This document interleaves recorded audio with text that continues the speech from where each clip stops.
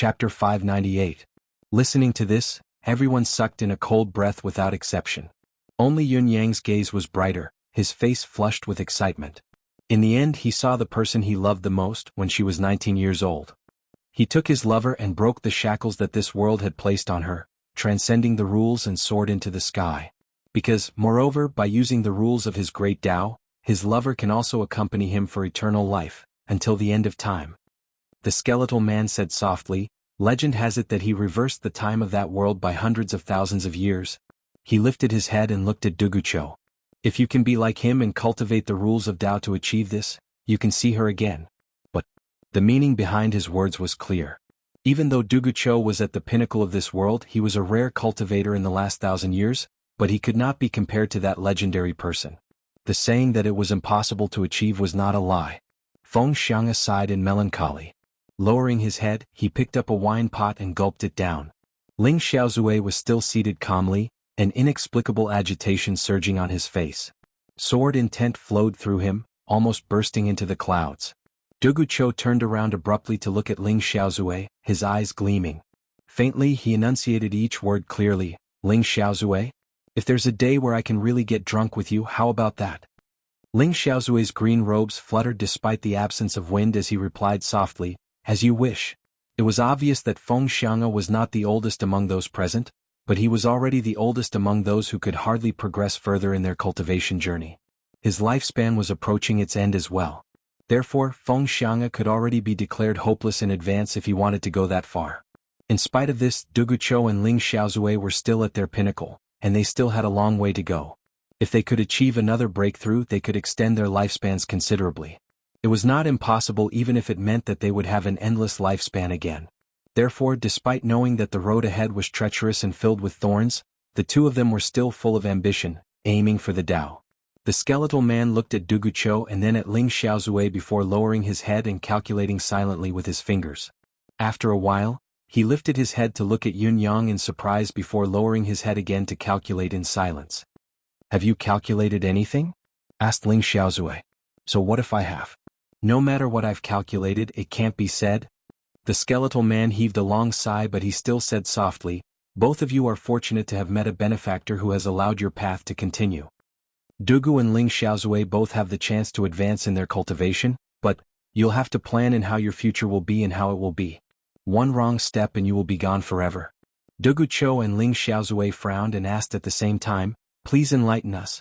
The skeletal man said, "The journey of the Tao emphasizes primarily on fate. In everyone's life, there will be a benefactor who will appear to help and protect you. As long as you don't miss the opportunity and find this benefactor and pay the price that you should, there's hope for success. What's left is just hard work, not giving up and working hard at all costs. Success will be achieved. However, if you can't find the benefactor or if you found the wrong one, then the opportunity will be gone and you'll have nowhere to go." Opportunity? A benefactor's help? Dugucho and Ling Xiaozue were deep in thought. The skeletal man turned to look at Yun Yang again, a gentle but terrifying smile on his skinny face as he said, "Young brother Yun Yang, may I ask what request you have?" Yun Yang thought about it carefully and said, "I only want to ask if I want someone to resurrect someone as well, is it the same?" The skeletal man flashed a strange smile and said, "It's the same, but it's also different." His words baffled all four of them. Dugucho, Ling Xiaozue and Yun Yang asked at the same time, "How is it the same? How is it different?" The skeletal man answered, I can't say it. I'll understand it when the time comes." The three of them had their own thoughts and they seemed to be deep in thought. Dugucho's gaze on Yun Yang was rather odd. He said, "Young brother Yun is so young. Could it be that you have such regrets?" Yun Yang rubbed his nose and said, "Even if there are no immediate worries, I'm afraid of having distant concerns. I don't have them now, but it's better to be prepared in advance just in case I get flustered." "That's not the truth." "Forget it if you don't want to say it," Dugucho said with a roll of his eyes. "Ha ha." Ling Xiaozue chortled. Yun Yang chuckled as well and said, "Regarding this extremely arduous method of resurrection, I do have an idea. If this method is executed successfully, the first condition is to live forever. Only with an endless lifespan can there be hope of reaching the end of Tao. Naturally, there must be conditions. Take Senior Dugu and Big Brother Ling for example. Both of them have the foundation, especially Big Brother Ling. His body and mind are at their peak. Dugu Cho stared at Yun Yang with an amused gaze and chuckled, saying, "What about your big brother Ling? Are you saying that my body and mind aren't at their peak? I just think that when one always looks old, even if one insists that one's heart isn't old, no one will believe it. Then one's heart will definitely age as well." Yun Yang said seriously, "If that's the case, Senior Dugu must first prove that his heart has changed at his peak. At the very least, he must restore his appearance to that of when he was young. Only then will it be passable." Ling Xiaozue guffawed even louder. Dugu Cho chuckled as well. As he laughed, his face and figure underwent a shocking transformation that was visible to the naked eye. Yun Yang's eyes widened as he watched Dugu Cho slowly turn from an old man to a younger, more muscular, and taller man at a speed visible to the naked eye. His grayish-white hair slowly turned black, completely black, pitch black and jet black. His face, which was full of wrinkles, also gradually smoothed out. His face became smooth and glossy. His stooped body also slowly straightened up. Almost there. Almost there. Ling Xiaozue stopped him quickly. Dugu Cho smiled and stopped cultivating. His appearance had already turned into that of a middle-aged man in his 30s. He said with a smile, "How about this?" The corners of Yun Yang's lips twitched. "I was just saying that, but you actually came out with a person who had a big change. Do you have to be so amazing? Not just a disguise, but even plastic surgery isn't as exaggerated as this. The way you look now is just right." Ling Xiaozue looked at him and said, "If you continue to look younger, I'm afraid you'll have countless romantic debts. A beauty's heart is easily hurt." "How can I bear to do that?" The group guffawed. The skeleton-like man chortled as well. "Everyone has their own desires. There are distant goals, there are nearby goals as well. Why don't we talk about them and see if there's anything we can help each other with? It's a win-win situation." Dugu Cho said, "Actually, I didn't expect to meet Feng Xiang'e or Ling Xiaozue when I came out this time. Of course, I didn't expect to meet you either. I only wanted to come out and move my limbs, to fight, to train, to find a few opponents to practice with. Everything that happened so far is an unexpected gain, but it's fate." Yun Yang's eyes shone when he heard the man's words. He said respectfully, "Senior Dugu's wish is too easy to fulfill. I dare not say much about other things in Tiantang City, but there are too many experts here. As the host, this junior is willing to help Senior find opponents." Ling Xiaozue looked at him meaningfully, thinking to himself, "This child finally knows how to talk. I thought you were going to say, as long as you're by my side, I guarantee that you'll have endless battles to fight and endless experts to fight against." Actually, Yun Yang had intended to say that, but he swallowed the words when they were at the tip of his tongue, adding a few more layers of foreshadowing. Of course, the true meaning was still the same. "It's really a coincidence that I came here to join in the fun. I came here because I had nothing better to do." Ling Xiaozue looked at Yun Yang leisurely and said faintly, "Now that Dugu is here, it saves me a lot of trouble." Yun Yang was touched by the gesture. Yun Yang did not believe that Ling Xiaozue, with his carefree nature, had taken the initiative to step into this whirlpool during such a time of crisis. Yun Yang did not believe that he had come for Yun Yang. Now, in Tiantang City, Ling Xiaozue was probably the only person who could be remembered by Ling Xiaozue. "I'm here to look for help?" The skeleton-like person said, "I'm also here to look for fighters. I found 3 at once, but now I've found 3. It's a great destiny, a great opportunity." Chapter 599. Feng Xiang'e sighed and said, "One of my original intentions is to look for Supreme Cloud. Of course, the main goal is to find a successor. I don't have much time left in my life. I have to pass down the wine that I've kept for my entire life. I value this legacy very much." Yun Yang's gaze flickered as he listened to Feng Xiang'e, but he did not show it on his face. He was Supreme Cloud, the culprit who had stirred up trouble in the empire of Zio in the name of the god of wine. As one of Feng Xiang'e's 2 main targets for his reappearance, he had his own considerations. However, Feng Xiang'e's target was actually his wine and his legacy? Ling Xiaozue glanced at Yun Yang from the corner of his eyes, a smile tugging at the corners of his lips. The more they conversed, the more congenial they became. Yun Yang, on the other hand, did not interrupt much, acting as a qualified listener. After all, he was a junior with limited abilities. It was already a great opportunity for him to be able to sit with these 4 people. If he were to continue speaking nonsense, he would be overconfident and overestimating his own capabilities. In spite of it, Yun Yang felt like laughing as he listened to the 4 men's conversation. The 4 of them took turns to complain, one after the other. Who would have thought that everyone at the pinnacle of this world would have their own sore spots? things that they could not accomplish. It did not match their status as legends and myths. I can see it now. When these peerless experts gather together, their aura is similar. It's not much different from ordinary people gathering together. They don't pretend to be profound and show their true nature. But if I were to see it with my own eyes, it would be hard to imagine that the common people's imagination of peerless experts being together should be so otherworldly and so on. It's actually completely different from what they imagined. Yun-yang watched as the four old men chattered excitedly, spittle flying everywhere. Occasionally they would argue with each other with flushed faces and necks, and he found it oddly amusing. But it had to be said that relationships between people were often built up in such a short period of time. No matter how powerful the legendary master was, the top of the world was no exception. Everything was the same. The fastest dish on the table was none other than Yun-yang's Chinese cabbage and tofu. A large wok's worth was swiftly devoured by the four of them. Yun-yang did not even manage to get a few pieces. Not only that, the four old men were shamelessly forcing Yun-yang to make another wok, as if they would teach him a lesson if he did not do it. Yun-yang was speechless and helpless about this. He was here to make friends, all right? He had not even told them his purpose and they were forcing him to be their chef. Was this really all right? Just as he was about to argue, his butt was kicked a few times and his head was knocked a few times. He finally understood that the situation was more powerful than he was. Since he was powerless and helpless, he could only obediently do as he was told. It was not that Yun-yang did not have a sudden thought. If I were to secretly spit in there, these four old men might not even notice. Won't they be eating my saliva then? However, this tempting idea was just a thought. He really didn't have the guts to put it into action. If he were to be found out, the beating was secondary. The most important thing was his life. When the second wok of Chinese cabbage and tofu was served, Yun-yang raised his chopsticks quickly, intending to take a few more bites. He did not expect the four old men beside him to have a slight change in their expressions. At the same time, an oppressive force that was as heavy as a mountain loomed over him. Not only did the oppressive force come abruptly and without warning, but it was also incredibly strong. If Yun-yang had faced it alone, he might have been crushed to death. Even if he was lucky enough not to die, it was inevitable that he would be severely injured. Ling Xiaozue straightened his body slightly, his aura suddenly radiating with a powerful aura, shielding Yun-yang within his aura as he faced the sudden oppressive force head-on. His gaze was like two sharp arrows as he looked towards the other side of the darkness.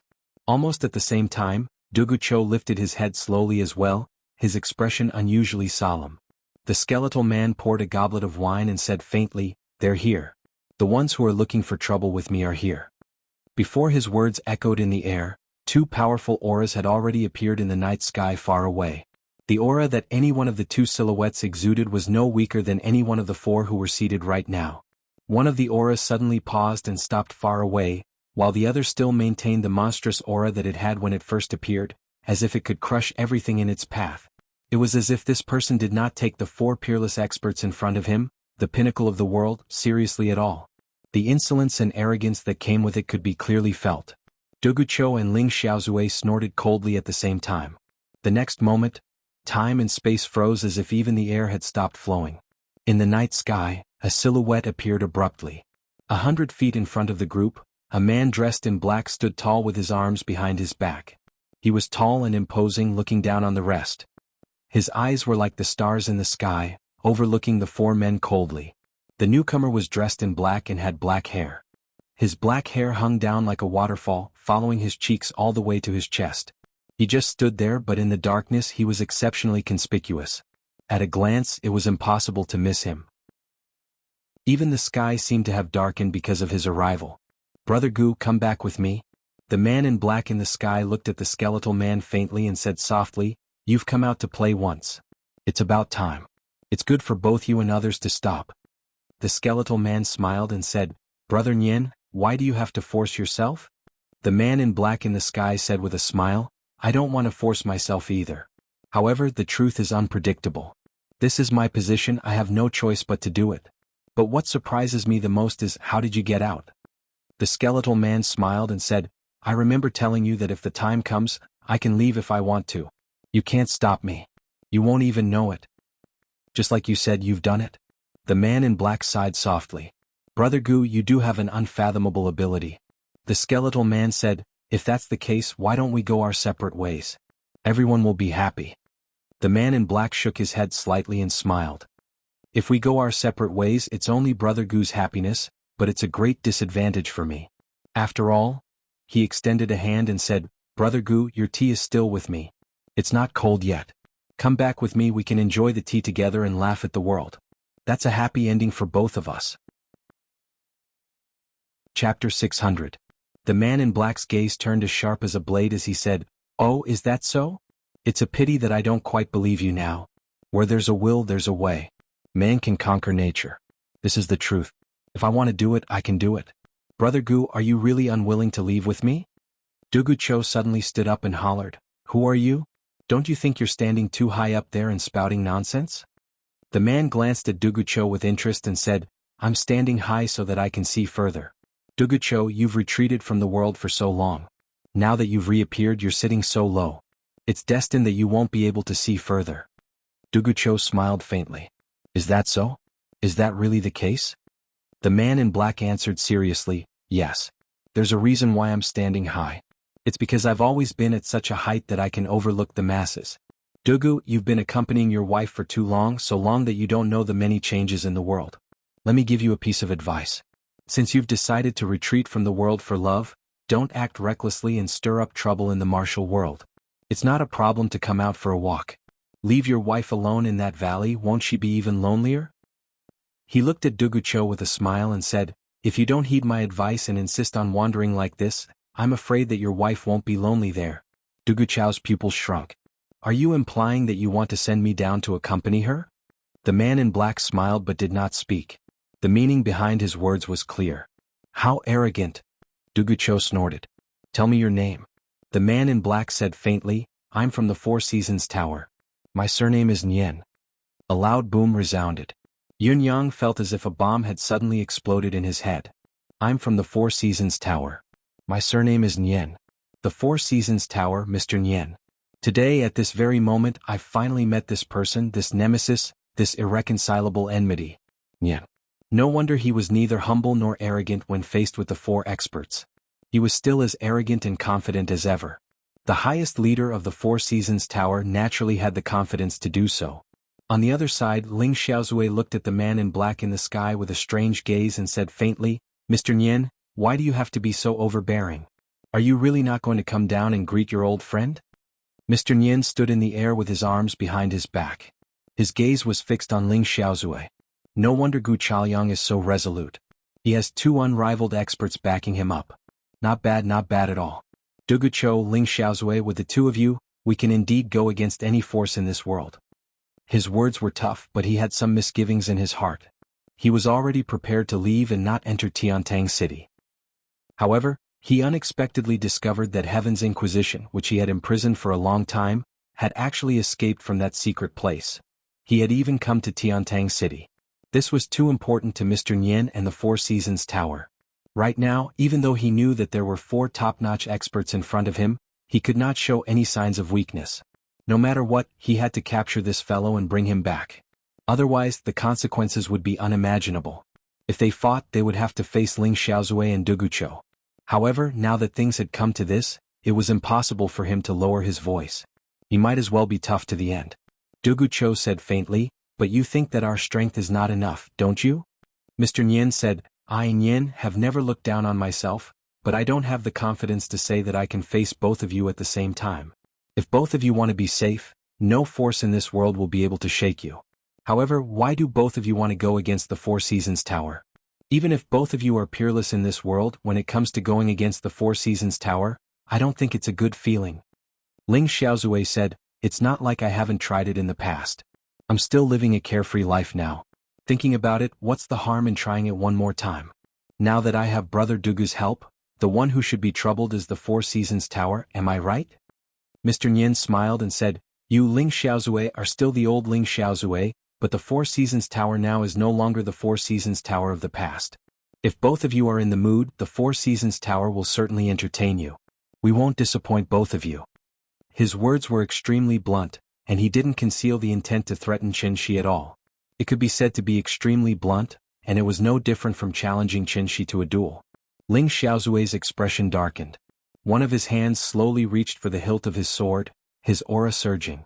Unexpectedly, Dugucho had already stood up before him. He sucked in a deep breath and said, "Ling Xiao, the Four Seasons Tower is an old rival of yours. It's hard to imagine anything new. This is my first time, however. Let me do this." Ling Xiaozue sat down slowly and said with a smile, "Since you're going to do it, why would I be needed? Not only will there be fine wine and delicacies today, there will also be a stunning sword dance to witness." Dugucho chuckled and extended his right hand slowly. Halfway through, the sword that was initially on his back suddenly hummed and fell into his hand with a glint. Having not appeared in this world for hundreds of years, the world has forgotten what kind of person Dugucho is. Dugucho uttered word by word, "I have to remind the world that Dugucho's sword can still kill." He lifted his head to look at Mr. Nian, who was in the air. Two beams of sword intent shot out from his eyes, illuminating the entire night sky. Mr. Nian stood with his arms behind his back, his gaze meeting Dugucho's. 4 pairs of eyes collided in the air. It was only a meeting of eyes, but a loud boom reverberated in the air. Was this a joke? How could such a thing happen? A mere gaze could produce such a shocking impact. If it had been directed at someone with a slightly weaker cultivation base, would it not have killed him with a single glance? It was the real deal that could kill people with a gaze. In the next moment, Dugucho had already disappeared from the side of the table. Mr. Nian, who was in the air, let out a long laugh. "Great. I'm about to test the astounding might of the former Heaven Leaderboard expert." 2 silhouettes soared into the sky like dragons soaring into the sky. In the process of their ascent, a blinding flash of sword light bloomed in the air like a thunderstorm. Dull clangs of collision rang out incessantly. In just a short moment, both of them had exchanged countless blows, punches, and kicks.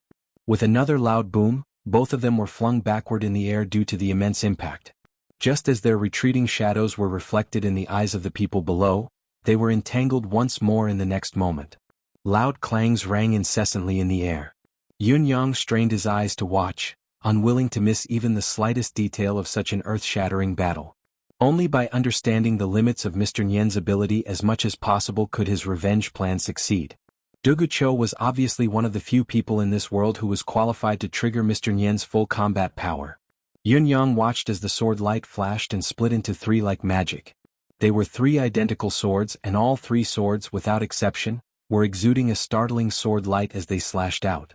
At that moment, the surrounding air was sucked in by the 3 swords, completely sealed off. "Great swords." Mr. Nian laughed and countered with all his might, not daring to be careless. He said, "Dugucho, you've enjoyed being looked up to by the world for so many years. It's been too much.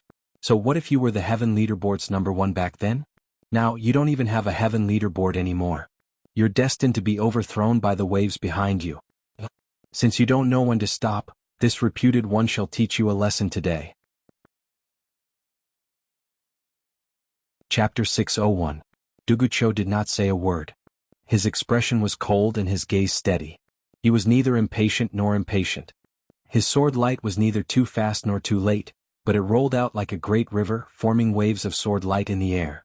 It was truly like the waves of the sea, each wave taller than the one before it surged towards Mr. Nian. The billowing white waves tumbled and surged in waves and rose. Mr. Nian's body kept shifting in the air to deal with them, bobbing up and down like a small boat that could be drowned in the waves of sword light at any time. Yun Yang was overjoyed to see the situation, thinking that Dugucho lived up to his reputation. Even with the 3 swords encirclement, the sword light was still so dense. By the looks of it, Mr. Nian was at a complete disadvantage and could be overturned by the sword waves at any time. In spite of this, Yun Yang could not help but feel doubtful. He had caught a glimpse of Mr. Nian from afar before. Back then, Mr. Nian had made a stunning appearance and killed Lei Dongtian and his servant with ease. It was a magnificent sight, yet he was at a disadvantage right from the start. Had he been overestimating Mr. Nian's capability all along, or was Dugucho too powerful? The answer was then revealed. "Dugucho, you'd better draw out your grieving sword quickly." Mr. Nian hollered, "Don't tell me you think this trick of deceiving a child can do anything to me." Dugucho chuckled faintly.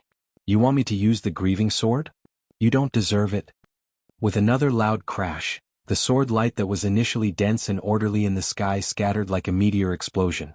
Mr. Nian was flung away like a kite with a broken string, but he quickly returned to his original position. What followed was a punch that seemed to push the universe along with heaven and earth. It came crashing down from the sky with overwhelming force. Yun Yang was a little dumbfounded. Could it be that the earlier scene was merely a test? Dugucho had not even executed his ultimate skill, while Mr. Nyen had managed to avoid the danger and was not tested at all. However, the trick to deceive a child was a little too sophisticated. Wait, if this goes on, am I not the child who was deceived? The battle between the two grew more intense. Dugucho's sword light surged upward, colliding with the fist. Mr. Nyen grunted, his robes fluttering in the wind. His long hair billowed into the air as he was buffeted by the impact. Dugucho did not gain too much of an advantage either. With a grunt, he dropped 30 feet down, unable to give chase immediately. In the next moment, both of them charged in the opposite direction once more. Suddenly, a silver ball of light formed in the air.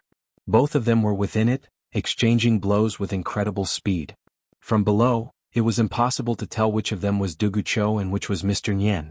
The more Yunyang watched from below, the colder he felt. His palms were drenched in cold sweat. To think that Mr. Nyen was so powerful. It turned out that this was the pinnacle battle of the present age. He couldn't even see such a battle clearly. Each strike of Dugucho's sword seemed to come from nothing. It was an empty space, but as Dugucho's sword pierced towards it, Mr. Nyen happened to appear at the same spot the moment the sword light arrived. His response was impeccable, as if they had discussed it beforehand. Neither of them made a single mistake when it came to predicting such a battle. Any form, method, or technique was destined to be useless in the face of such a terrifying battle. At this level, the only thing that mattered was ability, cultivation base, foundation, perseverance, and a little bit of luck. Yunyang had to admit through gritted teeth that the battle before him had exceeded his current knowledge. Ling Xiaozui's expression gradually turned grim as he said faintly, "I thought that my cultivation base had improved tremendously after the fortuitous encounter and that I would be invincible in this world. I didn't expect Mr. Nyen's cultivation base to have improved so tremendously as well. Compared to when we fought back then, it's at least 3 levels higher." Feng Xiang'e looked up and said, "However, Dugucho is indeed the heaven leaderboard #1 back then. He hasn't fallen into a disadvantageous position." Ling Xiaozui shook his head lightly. "No, Dugucho is gradually falling into a disadvantageous position. Mr. Nyen's techniques are both offensive and defensive, seamless and flawless. It's the best against Dugu's dense sword force. Unless Dugu uses his grieving sword to split heaven and earth apart, there's still a chance of turning the situation around. However, if the grieving sword isn't used, not only is it impossible for him to defeat the other, he might even lose." Yunyang sucked in a cold breath. "What about you, brother Ling?" Ling Xiaozui calculated in silence and said, "The cultivation base of the 3 of us is more or less on par. However, if it's purely based on the depth of our cultivation base, Mr. Nyen is already a level higher than us by some unknown means. Although this level is minuscule, it shouldn't have appeared." Ling Xiaozui frowned. "There's no reason for his cultivation progress to be so fast. Back then his cultivation base was still slightly lower than mine. I've been cultivating diligently all these years and have advanced sufficiently. Coupled with the previous encounter, my cultivation base has improved tremendously. Even if he cultivated diligently like me and had the help of heaven and earth treasures, he would at most be on par with me. It's impossible for him to be so much faster than me. The only explanation is that the 4 Seasons Tower must have some other method to aid in cultivation base." Ling Xiaozui said, "I can even be certain that this Mr. Nyen in the air isn't the Mr. Nyen who fought with me back then. These are 2 different people. If it was the Mr. Nyen who fought with me back then, he would be strict and unhurried. He wouldn't be so impulsive and hot-tempered. Furthermore, they will only target me first, not Dugucho. If that's the case, who is Mr. Nyen? The real Mr. Nyen? Which one is he?" Ling Xiaozui sucked in a deep breath, his expression extremely grim. The sound of explosions in the air grew more rapid, like firecrackers exploding ceaselessly. "The outcome is about to be decided." Ling Xiaozui sighed softly. An expert was indeed an expert. Before Ling Xiaozui's words echoed in the air, the battle of the century had already come to an end. The crowd could only feel a tragic aura suddenly appearing in the sky and spreading at a high speed. It made one feel that they were the only one left in the vast world. Everyone had left them. The desolation, loneliness, and desolation, it made people feel as if all their hopes had been turned to dust. There was nothing left to live for. Following the rise of this deathly stillness, the entire world was shrouded in this tragic atmosphere. Even the stars and moon in the sky seemed to be weeping because of it. It was in such an atmosphere that a tear-inducing sword light flew up like a rainbow. It was like an immortal who had lost his lover, dancing in the air in agony. Every bit of the aura was heartbreaking. This was the so-called unparalleled dance of the sword. The grieving sword. Finally, Dugucho had unleashed his trump card. The Supreme's chief scriptwriter is here. He'll be staying here for more than 10 days. I'll entertain him first tonight. Don't worry, I won't drink. Cough, cough. Tragedy, the revision has been added again and it has been revised once more. I usually edit my draft after I'm done, but I'm afraid that I won't be able to tell, so I use the word revision to edit it so that I can clearly see where the mistakes are. Chapter 602. As Dugucho's grieving sword unfolded abruptly, the situation in the field changed drastically. Sword light filled the sky, but there was also a sense of melancholy. Most of Tiantang City and countless people felt heartfelt sorrow at this moment. It was an indescribable desolation. Yun Yang, who was watching the battle from a close distance, was the first to bear the brunt of it. He was young, but the grief, anger, and resentment in his heart were comparable to anyone in this world. He was overwhelmed with emotions, feeling shaken and unable to control himself. He actually had the thought of returning to the afterlife that he no longer had anything left to live for. A single thought was followed by thousands of others. Yun Yang, who was disturbed by his inner demon, looked uncertain, his aura fluctuating violently. He could be devoured by his inner demon at any time and fall into a state of chi deviation. Roar. Ling Xiaozue saw the unusual changes in Yun Yang's expression. How could he not know that he could not take it? He let out a clear cry in time to snap Yun Yang out of it. With Ling Xiaozue's help, Yun Yang was jolted awake from his inner demon's bite. When he focused his attention on the battle in the sky again, all he could see was a dark curtain. There was no life, only sorrow and desolation that shrouded the sky. Other than that, there was no other sound. Has the battle ended? Yun Yang was in slight disbelief. This is heaven's grieving and earth's grieving. Ling Xiaozue said, this is Dugucho's unique aura. Combined with his sword intent, he has trapped Mr. Nian inside. I see. So, Senior Dugu has turned the tables? This is Dugucho's unique technique, an invincible one. Even if Mr. Nian's cultivation base is slightly higher than Dugucho's, he'll still die here if he can't break out of the heavens grieving and earth's grieving in a breath. Ling Xiaozue's eyes were bright as he looked at the sky, his gaze cold and sharp. He should be able to come out. Yun Yang shook his head. Mr. Nian won't die just like this. If he dies, who am I going to seek revenge from? This person's life can only end in my hands. I didn't expect you to think so too. Ling Xiaozue looked at Yun Yang in surprise and said, I think so too. Although Mr. Nian is trapped, he won't die here. Dugucho's undefeated record will probably end today. The corners of Yun Yang's lips twitched, thinking to himself that they were thinking of two different things. Putting aside the irreconcilable grudge and the desire to kill him, I do not know how much I wish for Mr. Nian to be finished as soon as possible, for his bones to be ground into ashes and for him to die a graveless death. At this time, the sound of heavy strikes could be heard from within the black curtain. After a moment of stalemate, suddenly, a loud and long roar broke through the vast black curtain and soared into the sky. The black curtain also suddenly exploded. Rays of mighty sword light, like the eruption of a volcano, rushed out from the black curtain in an unending stream. For a moment, the entire sky was illuminated by the sword light, making it as bright as day. A figure with long hair fluttering in the wind, accompanied by a spurt of blood, instantly rushed up to 1,000 feet high in the sky. He shouted, the grieving sword is indeed extraordinary. Heaven and earth are miserable, it is indeed terrifying. Dugucho, you live up to your reputation. I shall return the gift of this sword today in the future. The curtain exploded. Dugucho stood tall in the sky and sneered, the next time we meet, you won't be as lucky as you are today. According to normal circumstances or the normal rules of the martial world, since Mr. Nian had admitted his inferiority and was already high up in the sky, he should be leaving. Unexpectedly, before Dugucho's reply echoed in the air, Mr. Nian let out a long roar and hollered, the mountains are high and the rivers are long, we shall meet again. Although he had said that the mountains were high and the rivers were long and the rivers were long and the rivers were long, he was charging down like a sharp arrow. His hand stretched out to grab Gu Chaoyang. At the same time, another terrifying aura descended. It was another figure hidden in the darkness in the distance. He suddenly appeared. He was dressed in black and even his face was shrouded in the loose black robe. He was like a black light flashing past a crack, approaching at an extremely fast speed. The majestic aura was like a mountain crashing down from the sky. Mr. Nian's action was already extremely abrupt and unexpected, but the other black silhouette's action was even more terrifying. The approaching black silhouette stretched out a hand and shook its sleeve. A humongous hand materialized out of thin air, grabbing at Gu Chaoyang with an unstoppable force. One person descended from the sky, while the other swept over. Both the top and bottom were moving at an extremely fast speed. Their determination to win was clear and unshakable. Ling Xiaozue, who was closest to Gu Chaoyang and had the highest cultivation base, reacted the fastest.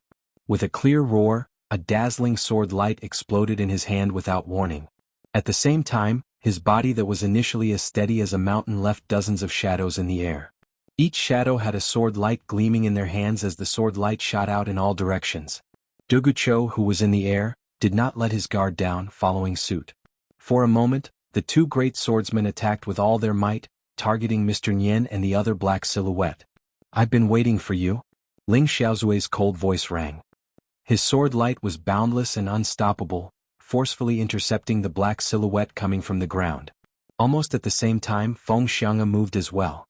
With a grasp and a wave, a pot of wine exploded in his hand. The wine that sprayed into the air turned into sparkling flying blades that danced in the air like a rain of light. Gu Chaoyang guffawed. "You're still unwilling to give up even now. Should I say that I'm extremely honored?" A wave of purple soared into the air as his voice rang. It was the purple jade flute in his hand. All of the above, although it took a long time to describe, had actually happened at almost the same time. Indeed, in this short span of time, 6 pinnacle experts in this world had attacked with all their might. The result of 6 pinnacle experts attacking at the same time was extreme. With a loud explosion, a black silhouette somersaulted with a laugh and soared into the sky, disappearing without a trace. As for the black silhouette that was charging over, it had expanded due to the counterattack of Ling Xiaozue and the other 2 men, exploding without any room for resistance.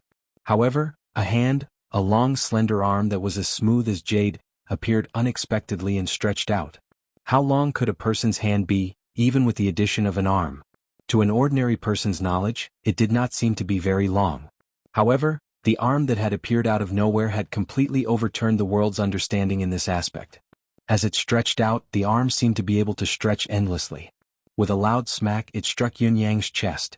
Although Yun Yang's ability was the weakest among those present, far from being on par with the rest of them, a cultivator's intuition towards impending danger had already sensed it the moment the arm stretched out.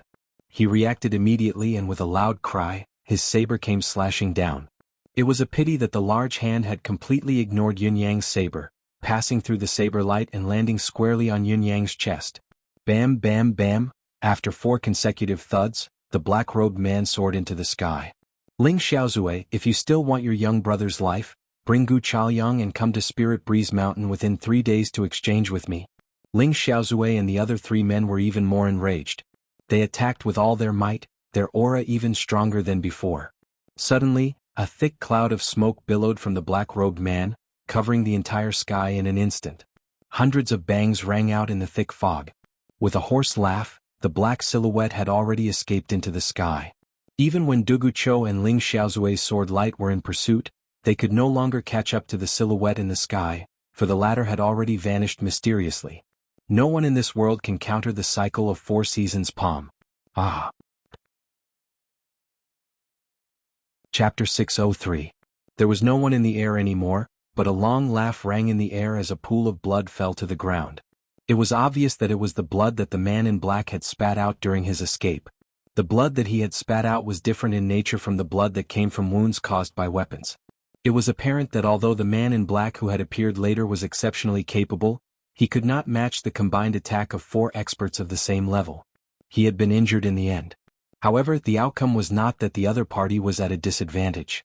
In fact, there were only 2 of them, while they had Ling Xiaozue, Feng Xiang'e, Dugucho, and Gu Chaoyang, 4 legendary masters.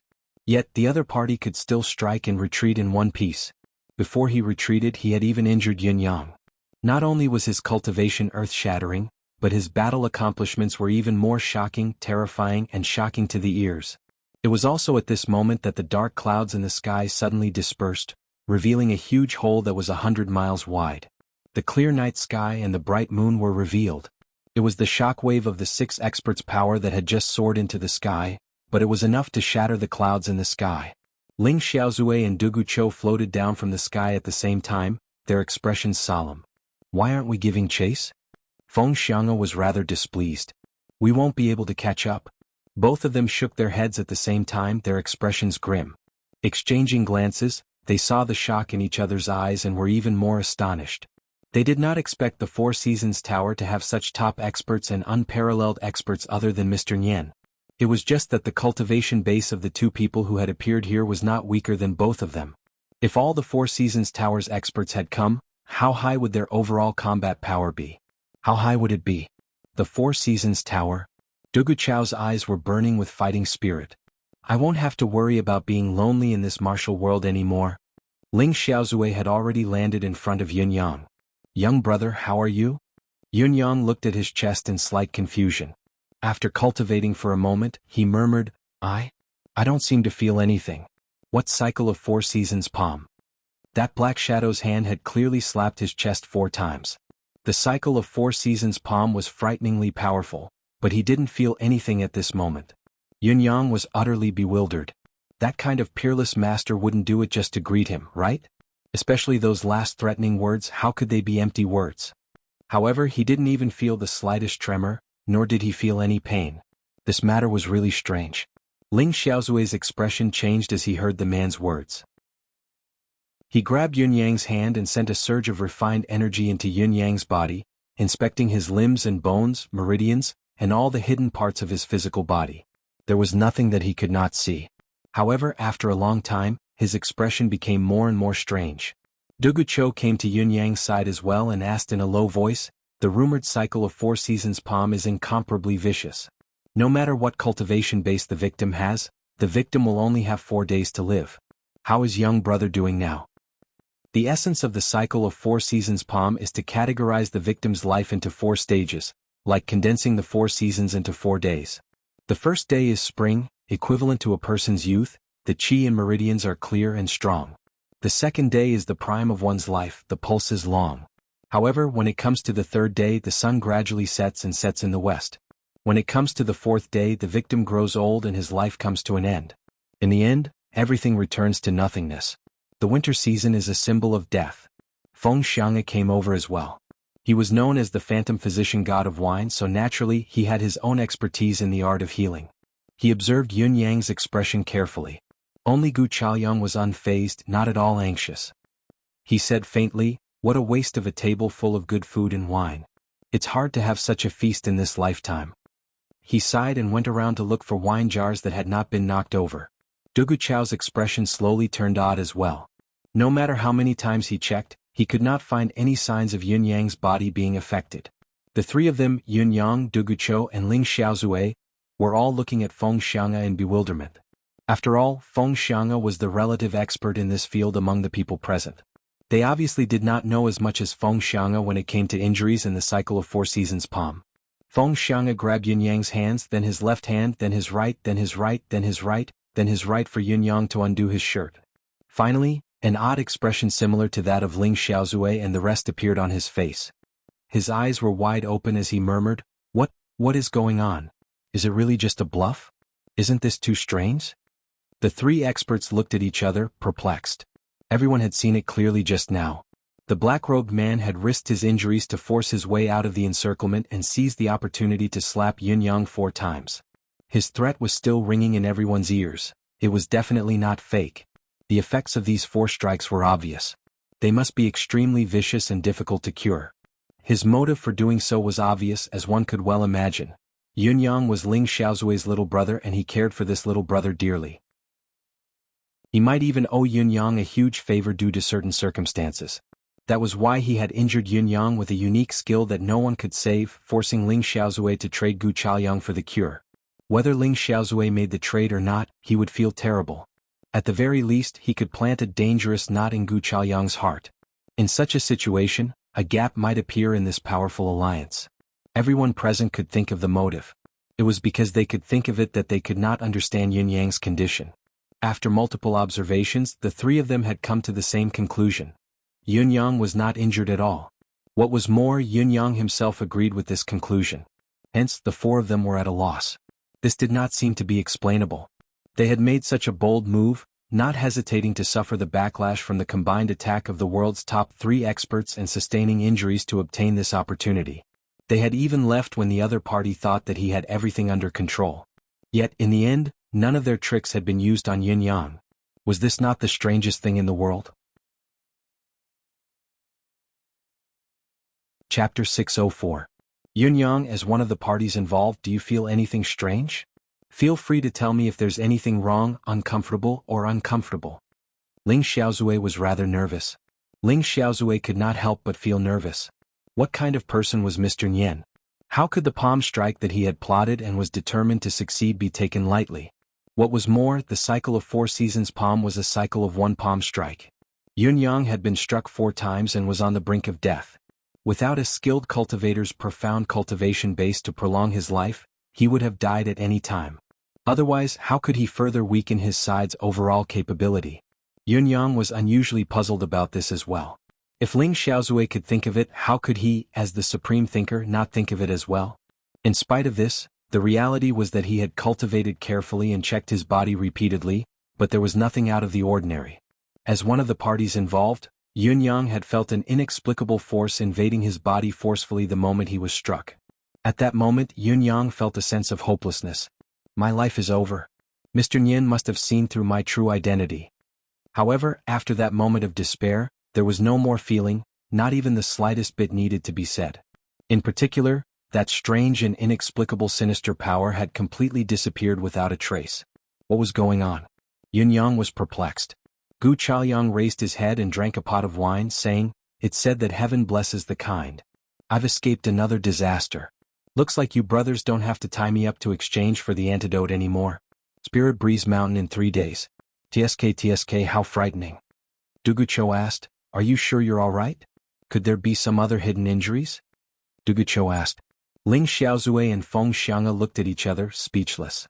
What Dugucho had said was what they were thinking and what they would not like to see. After a while, Feng Xiang'e could not help scratching his head and said, "This is the first time I've seen something like this in my life. It's unbelievable." He furrowed his brows and said, "Little brother Yen's current state is as if he's not injured at all. Although it seems inconceivable, it's also his best state. You may not know this, but this is not the first time I've seen the 4 seasons reincarnation palm. This technique can be considered the most vicious technique in the martial world. Back then, I had personally seen a person who was struck by this technique.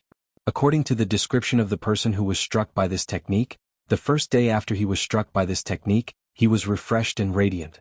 However, from the second day onwards, the signs of rapid aging gradually appeared. When that person came to me for help, it was already the 3rd day.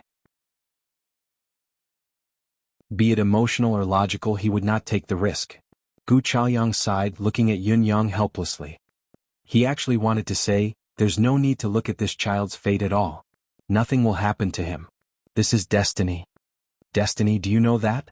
However, if he were to say so, he would at least be beaten up first. You haven't King looked at anything, yet you're saying it like that.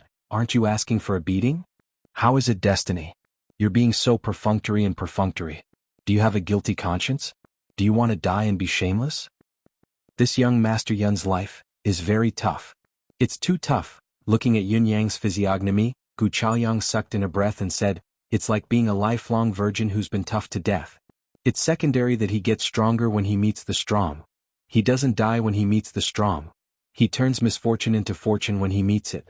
There are countless obstacles in his life, but he can always turn them into safety, turning misfortune into fortune.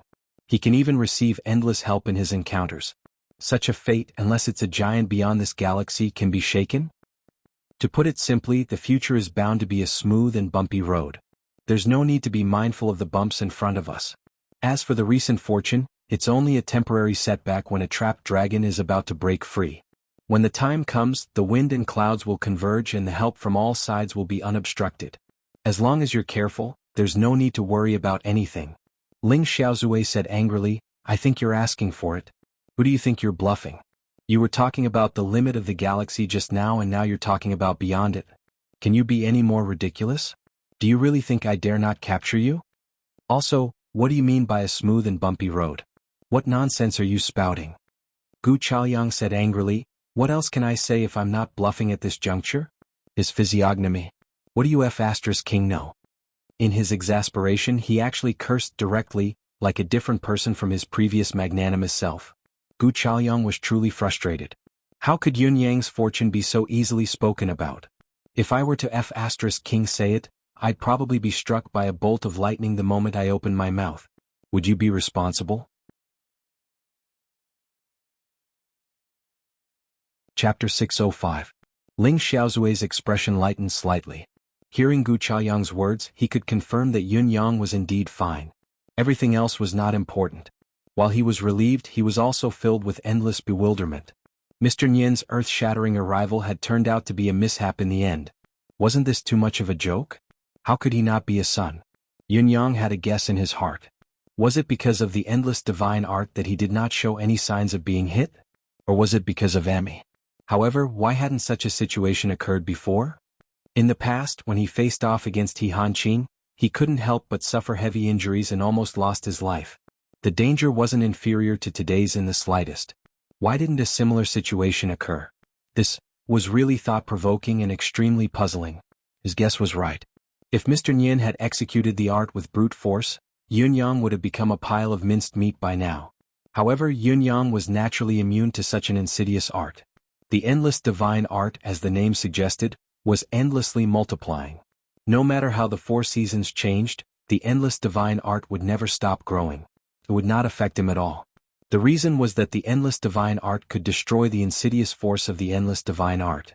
There's no such thing as death. Mr. Nian only knew that Gu Chaoyang was extremely useful to him now, so he could only threaten him in this manner. If he had known that Yun Yang was Supreme Cloud, he would never have done so. It was a pity that he did not know. Since we're sure that young brother Yun is fine, we can study the Spirit Breeze Mountain 3 days later. We can beat him at his own game. Ling Xiaozui's gaze was gleaming as he said, everyone, if we don't set up a trap, it seems like we're letting down the 2 uninvited guests today. The other 3 men perked up when they heard him. Good idea. Let's do this and this. Ling Xiaozui said, I think we can at least cut off an arm of the Four Seasons Tower. The trio cheered in unison. Yun Yang heaved a sigh of relief and said, brothers, you've finished talking about the important matters. Shouldn't you bring up the trivial matters as well? It's a little too shabby for the 4 of you to still stay in this inn. As the host, this young brother feels very apologetic. Why don't all of you stay in my residence? What do you think? Gu Chaoyang was the first to respond, all right. It's too dangerous to stay here. The royal residence is safer and more comfortable. Ling Xiaozui looked at Gu Chaoyang strangely. Why had this Sir Heaven's Inquisition, who was said to be omniscient and capable, been behaving so strangely since his appearance? This should be the first time he and Yun Yang had met. They had not known each other and had never met before. Besides, Yun Yang was still a junior after all. Why would Heaven's Inquisition, who had intimidated the entire world, be so cautious? However, the reality was that ever since this Heaven's Inquisition had met Yun Yang, he had agreed to whatever Yun Yang said. No matter what Yun Yang did, he would agree to it. Thinking deeper, his evaluation of Yun Yang just now could not be any higher. All of this was indescribably strange. What did this guy mean? Could it be any more melodramatic? A strange thought suddenly popped into Ling Xiaozui's mind. According to the conversation between Heaven's Inquisition and Mr. Nian, Heaven's Inquisition was once imprisoned and tortured by Mr. Nian. However, if we were to say that they were close friends and then fell out due to some reason, it would fit the current situation. It's not impossible that Heaven's Inquisition was originally from the Four Seasons Tower. But it doesn't look like it. Feng Xiang'e frowned and said, staying in the royal residence. I'm afraid it will be inconvenient. He was from the Empire of Zio after all. The original intention of this trip was to provoke Yutong's guardian, Supreme Cloud. Even if his original intention was no longer there, staying in the residence of the Empire of Yutong's King Xiaoyao abruptly was still a little uncomfortable. Gu Chaoyang said, you've already decided to give up on finding Supreme Cloud. Why do you still need to care about anything else? What inconvenience is there? It's obviously a great convenience. I say, old Feng, you've never enjoyed the life of a noble before. It's so comfortable. It's so comfortable. If you don't experience it, you'll never know that there are such pleasures in this world. You're old, the soil has already been buried to your chin. If you don't take advantage of your last moments to enjoy yourself, Wouldn't it be a waste to come to this world? Let's go, let's go. Feng Xiang huffed and glared at him, his beard twitching in anger. Why am I buried to my chin? I don't have much time left in my life, but I still have at least a few decades to spend. Oh, how can you say that? It doesn't matter where I go, said Duguchou. With Ling Xiaozue and Gu Chaoyang's approval, Duguchou's reply was equivalent to agreeing to stay in Yun Yang's house. Feng Xiang's hesitation was no longer important. There was no more meaning to it. Yun Yang was overjoyed. Moving these four immortals to his house would truly be a relief. He would no longer have to fear the Four Seasons Tower's unpredictable ability. He beamed with joy and said, "Great, great. Let's go then. This young brother will take good care of all of you when I get home." At midnight that same day, Yun Yang quietly brought the four masters to the residence of Yun. He could finally breathe a sigh of relief after arranging for them to stay in one of the courtyards. After all, the status of these four Buddhas was too high. It was inevitable that they would cause a huge commotion when they moved during the day.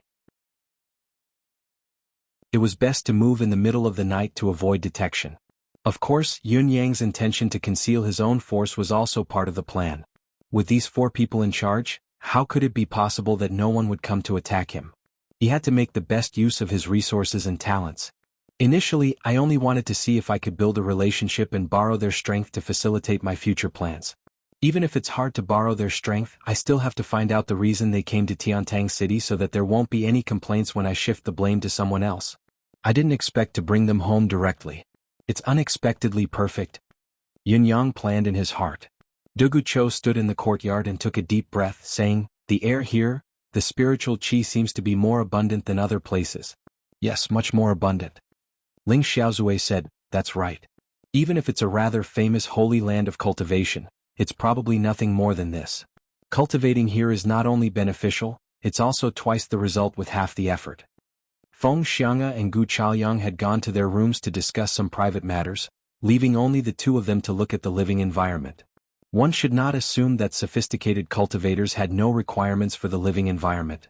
In fact, sophisticated cultivators' requirements for the living environment were much higher than ordinary people's. A residence with relatively dense spiritual qi was the first requirement, so seclusion deep in the mountains was usually the first choice.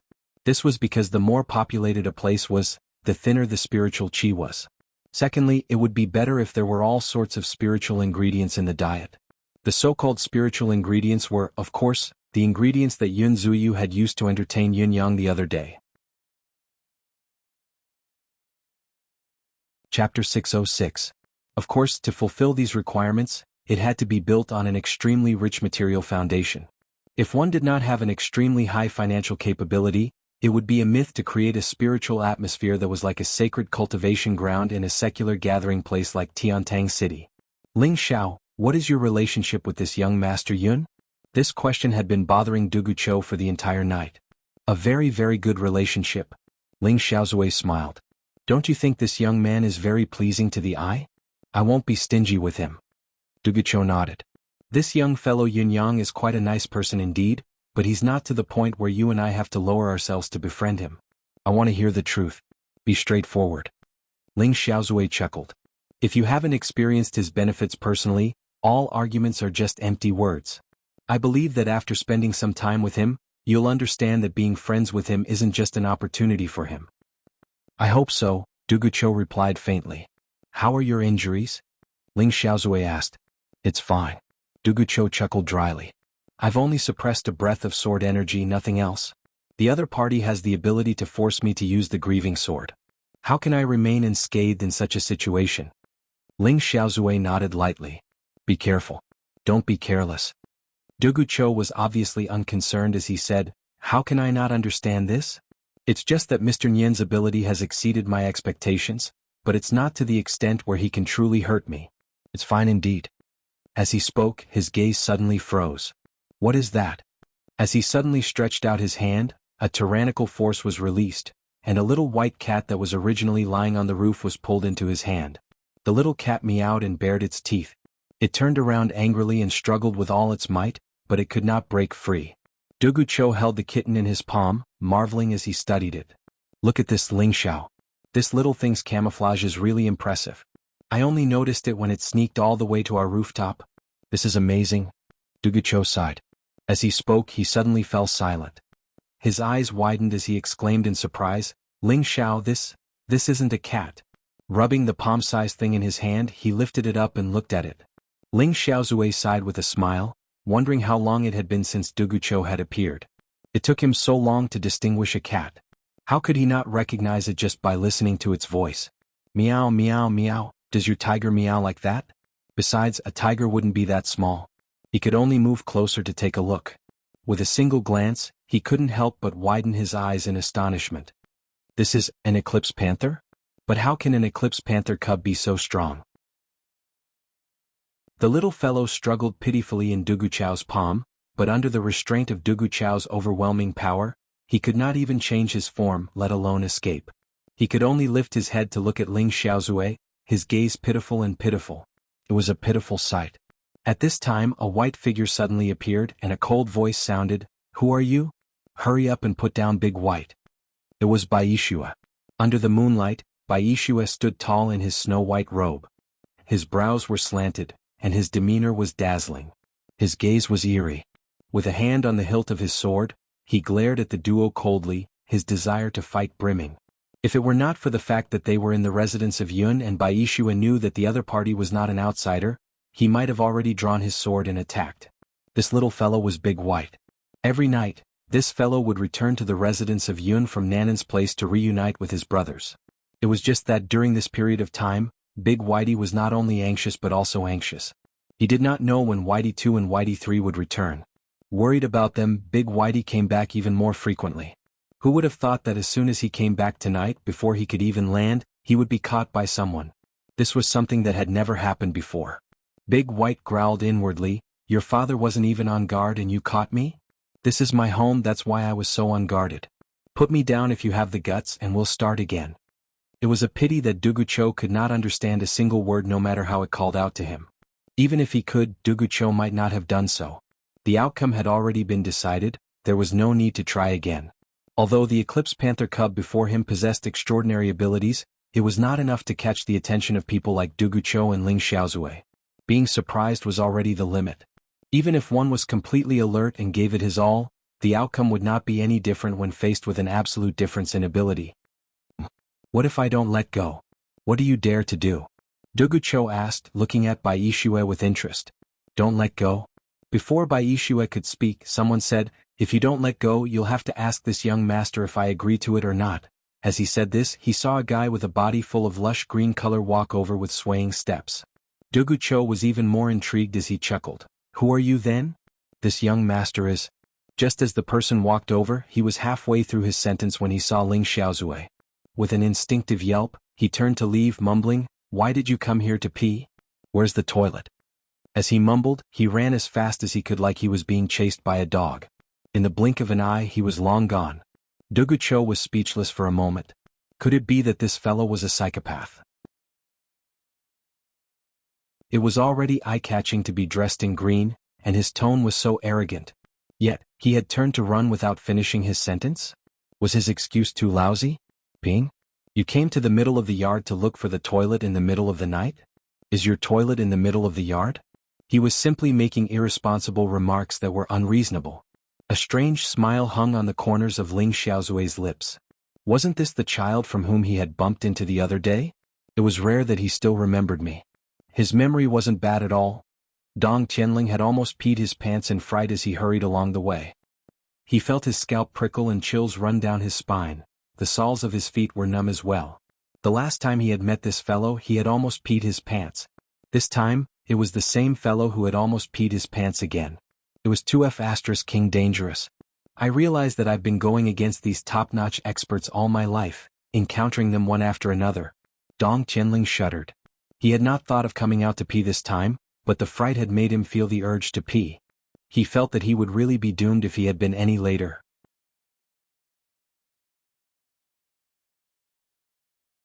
Chapter 607. Dong Tianling was speaking the truth. Ever since he had befriended Yun Yang, he had met quite a number of pinnacle experts like Ling Xiaozue, Lei Dongtian, the Four Seasons Tower's four venerable lords, and Dugucho, whom he had met today. His encounters were rare. What was more, although these people had scared Dong Tianling to the point of wetting his pants, he had never actually done so. His character was not something an ordinary person could compare to. Bai Yixue still did not feel much about it. He only looked at the direction Dong Tianling had left in disdain, thinking to himself that this fellow had no sense of brotherhood at all. Did he have to be so scared? With me, Yutong's unrivaled expert, what else is there to be afraid of? Could Ling Xiaozue, Dugucho, or Jun Moyan be among these two fellows? Definitely not Jun Moyan. I know Jun Moyan, I've even fought him before. Let go of Big Whitey. Bai Yixue said coldly, seeing that you are my guests, I won't go too far. However, a guest must have his duty as a guest. Little Whitey is my young master's pet, how can he be toyed with? Watching Big Whitey struggle in Duguchao's grasp, Bai Yixue's heart ached. Back when the 5 Whiteys had been playing around at home, it had been so lively. However, Whitey 2 and Whitey 3 had gone out with their young master and gone missing after the incident. It was no longer as grand as it used to be. Now all that could be heard was mewling, filled with sorrow and sorrow. The sound of yearning was clearly felt by Bai Yixue and the others as well, as if they were experiencing it themselves. Everyone in the residence of Yun could not wait to feel sorry for the 3 Whiteys.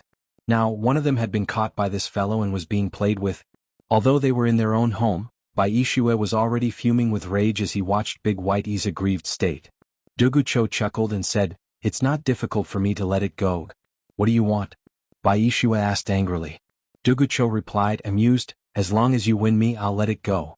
How about that?" Bai Yixue laughed in spite of his exasperation. "You'd better think this through, lest you lose all your reputation and face." To Bai Yixue, even if the other party could capture Big Whitey, his cultivation base must be impressive, but Big Whitey had always been defenseless in its own home. It would not be difficult for a Heaven Realm cultivator to do so. Most importantly, Bai Yixue had a breakthrough in his own cultivation base. He was now at the pinnacle of the 8th Heaven Realm and could step into the 9th Heaven at any time. He was a superb expert, the top expert in Tiantang City.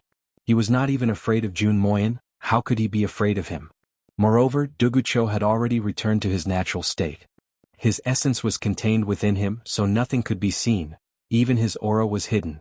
How could Bai Yixue see through it with his current cultivation base? Dugucho said seriously, "I've thought it through. What's the value of a reputation? If I can get defeated, then it's worth it." Bai Yixue guffawed. Suddenly, he straightened himself, becoming as sharp as a sword as he recited slowly, "Who is the one dressed in white? A divine sword beheaded the souls of the dead. Who in the world knew him? Only white snow can be seen in the world." With a long howl, he pulled his sword out of its scabbard in a suave manner. With a dragon's roar, a sword glowed brilliantly in Bai Yixue's hand. Then Bai Yixue sprung up gracefully from the ground, leaving a trail of dashing afterimages in the air. Like a dashing tree in the wind, his tall form charged over like an immortal taking a stroll. Swoosh! Bai Yixue's sword turned into fluttering snow that rained down from the sky. Dugucho pulled his sword out of its scabbard as if he was facing a formidable foe. His expression was unusually grim as he cried out, "Great swordsmanship!" Bai Yixue was growing increasingly convinced that his opponent was not much of a threat. He hollered, "Experts know who's better in a battle of experts. Don't waste your effort. Put Big Whitey down quickly. I won't make things difficult for you lest we hurt each other." Although he said that he would not make things difficult for him, he bent his body and stabbed 19 times consecutively. His suave form had already circled Dugucho 7 to 8 times. Ling Xiaozue was speechless. Why had he never heard that Dugucho had such a hobby? Playing with cats and dogs was secondary, but now he was toying with people as well, and he was so serious about it. Could he be any more shameless? In the circle, Bai Yixue, whose robes were whiter than snow, moved freely like a dragon. A strike to the east, a strike to the west, 3 strikes to the south and 5 strikes to the north. He performed his sword skills to his heart's content. Dugucho, on the other hand, was struggling to cope. He looked like he was struggling to hold on, as if he would be defeated at any time and admit defeat on the spot. The more Bai Yixue fought, the more delighted he felt. With a long howl, he hollered, still not admitting defeat? "Do you really want this big brother to beat you down? That's not how I treat my guest." Dugucho was still holding Big Whitey in one hand while he held his sword in the other, parrying and defending with all his might. It looked like he was not strong enough, but he could still find the time to reply, "A man can be killed but not humiliated. Defeat me if you can." "Good man. You have guts." Bai Yixue praised loudly and said proudly, "Just because of your guts, I won't let you get hurt as long as you call me Big Brother." Dugucho shut his mouth right away and did not speak anymore. Just like that, the two of them continued to fight. Yun Yang had just settled Feng Xiang'e and Gu Chaoyang down when he heard the commotion outside. He ran out to have a look and his jaw dropped at once. "Kacha," Yun Yang cried out in pain and quickly covered his chin, gritting his teeth as he asked, What is going on?" Sword energy swirled in the field. It was Bai Yixue fighting Dugucho, and it was Bai Yixue who had the upper hand, suppressing Dugucho. Yun Yang was dumbfounded, not knowing what to do. Ling Xiaozue pursed his lips and said with a smile, "Your residence is indeed filled with experts and talented people." Yun Yang blushed as he yelled, Stop. We're on the same side, we're on the same side." Bai Yixue chortled and said, "I know that we're on the same side. Since when did I show what I've learned? I was only teasing him." With a long howl, he grew more spirited as he said leisurely, "Everything ends here." He exhaled and the sword light scattered out like a waterfall. Compared to before, its strength had increased by several times and it was extremely majestic. Dugucho guffawed and stood still, sending a slap over. Bai Yixue cried out involuntarily, "Don't block it blindly, I won't really hurt you." **CK. The attack just now was Bai Yixue's full effort, the power of which was at his limit. Of course, it was intimidating, but it was precisely because it was a flashy move that there was no reserve of energy, making it difficult to control as he wished. Based on Bai Yixue's prediction of Dugucho, he should not have been able to react to the attack. While the attack was intimidating, it would only brush past him, unable to hurt him. Now, however, Dugucho had reacted and countered the attack with a wave of his hand, which meant that he was going to take Bai Yixue's strongest attack head-on. How could Bai Yixue not be worried? Just as Bai Yixue was panicking, the other party's slap came with a force that was as terrifying as a tsunami. Not only did it devour his sword light, it drowned him entirely. Bang! Bai Yixue was flung away like a rubber ball. Bai Yixue was stupefied at the moment. Chapter 608. At this moment Bai Yixue was dumbfounded. "I was just a little wolf cub. I thought I was playing with a little sheep, but I didn't expect that the little sheep would turn into an adult tiger in a blink of an eye. How could the wolf cub withstand the tiger's claw?" Bai Yixue was flung away like a kite with a broken string, crashing into the corner of the wall and rolling a few times. When he stood up, his head was still numb. His eyes were wide open, he felt dizzy as he mumbled, "I must be dreaming, having a nightmare." Yun Yang did not know whether to laugh or cry. Dugucho's sudden slap was unreasonable and unstoppable, sending both the man and the sword flying. "I say, Senior Dugu, what is going on? What are you playing at?" Yun Yang asked. No matter how intelligent Yun Yang was, he would never have thought that Dugucho, with his status and cultivation, would actually restrain his chi and set up a diversion to lure Bai Yixue into a fight. Such an act was no longer an unfair victory, it was a humiliation to one's status. This was something that should not have happened. What was Bai Yixue's identity? What was Dugucho's identity? In spite of this, something that should not have happened had happened. Yun Yang was perplexed, but he was sure that there must be a reason behind it. Dugucho was definitely not someone who would fool around like this. Dugucho had already put Big Whitey down. Regaining its freedom, Big Whitey had already leaped into Yun Yang's embrace, but it was still in a state of shock, mewling incessantly as its tiny frame trembled in Yun Yang's embrace. This time Big Whitey was truly scared out of its wits. If Big Whitey had initially been dissatisfied and unwilling to accept the outcome, it was long gone now. Especially when it had felt Dugucho's sudden attack at such a close distance. The shock had scared it out of its wits. Compared to humans, as a high-tier spirit beast, Big White had a deeper understanding of the strength of the person who had captured it. Spirit beasts had always been unconditionally subservient to powerful beings that they couldn't resist. Only by doing so would they have a chance to keep their lives. This was the natural selection of the fittest, and the most basic and indisputable logic was that the victor was the king. "Kid, who's your master?" Dugucho did not answer Yun Yang directly. Instead, his gaze was trained on Bai Yixue, who was struggling to get up. "My master?" Bai Yixue was still dizzy. Part of it was because he had been beaten, but the other part was because he was bewildered by the incident. However, there was one thing he knew. The old man before him was a reclusive expert who was ridiculously powerful. He was on Jun Moyan's level, perhaps even more powerful than Jun Moyan.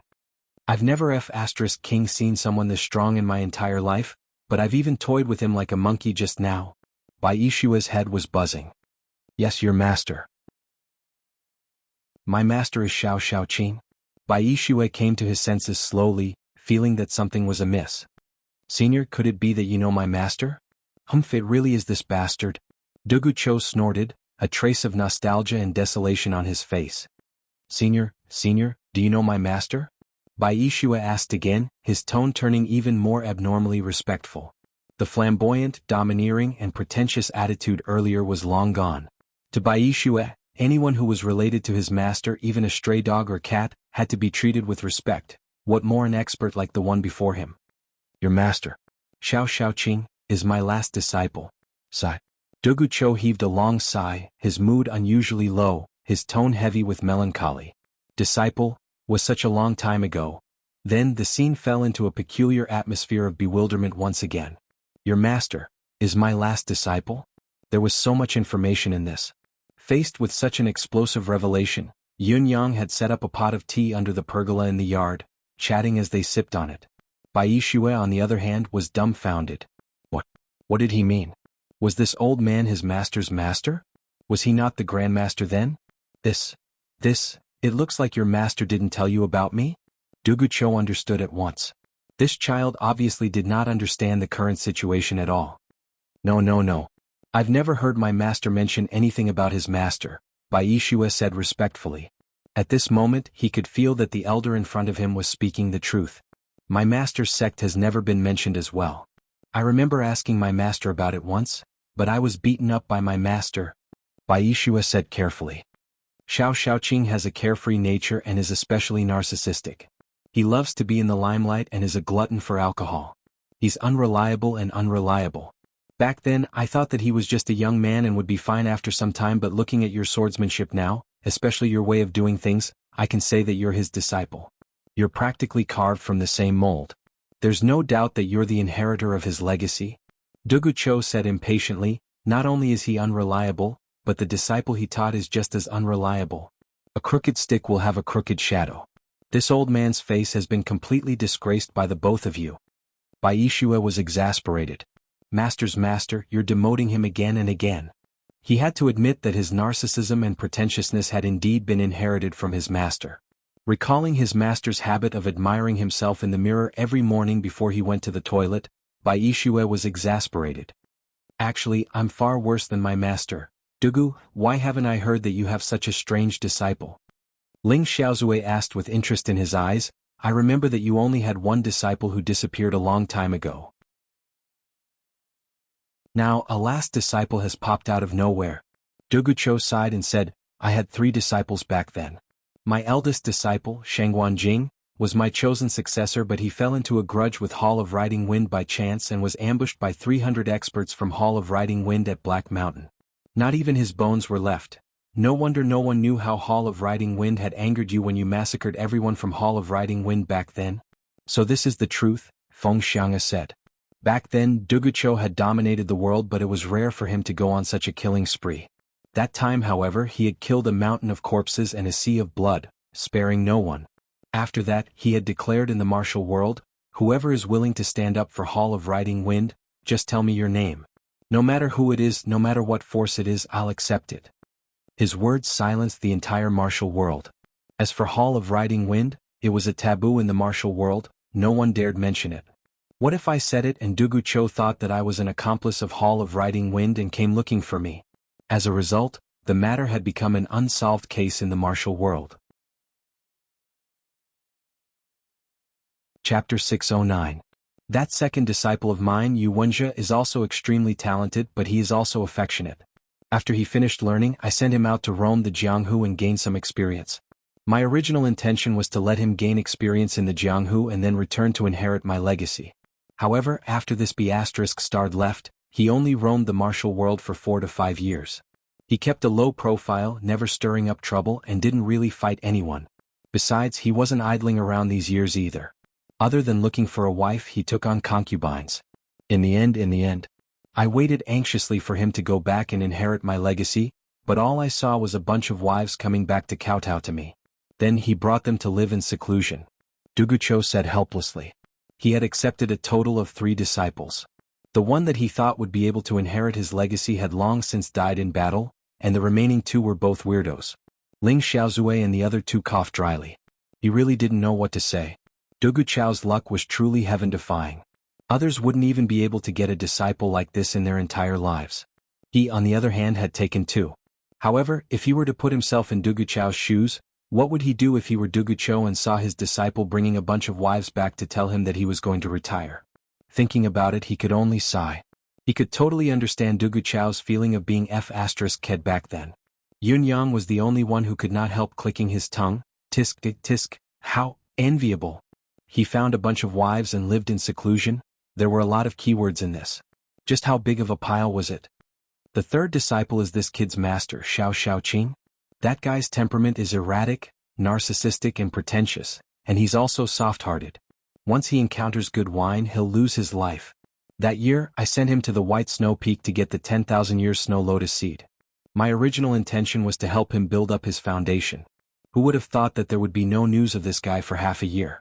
After drinking outside for 3 months, he actually lost the 10,000-year snow lotus seed when he returned. Dugu Chao sighed until his hair had turned white. He went back in a daze. I asked him where the snow lotus seed was. This bastard touched his chest and said that, but when he reached out to touch it, he didn't find it. He was muttering to himself, where did he drop it? Over there? Or here? Or, he didn't even know when he fell. Furthermore, there were no battles along the way, so it definitely wasn't stolen. It was clear that it was lost after getting drunk. At that time, this old man was so angry that his liver and gallbladder almost exploded. Ha! Ling Xiaozue, Feng Xiang'e, and Gu Chaoyang were close to tears from laughter. What the F***ck was too weird. Dugu Chao chuckled bitterly. It was a grave mistake to miss his opportunity, and he was so unreliable. How could he be of any use? After teaching him a lesson, I chased him out of the school and told him to scram. He was strictly forbidden to say that he was my disciple, and he was not allowed to use my name to deceive others. It's been more than 300 years, Ling Xiaozue asked in surprise. Isn't he the disciple you took in after your retirement? Dugu Chao nodded.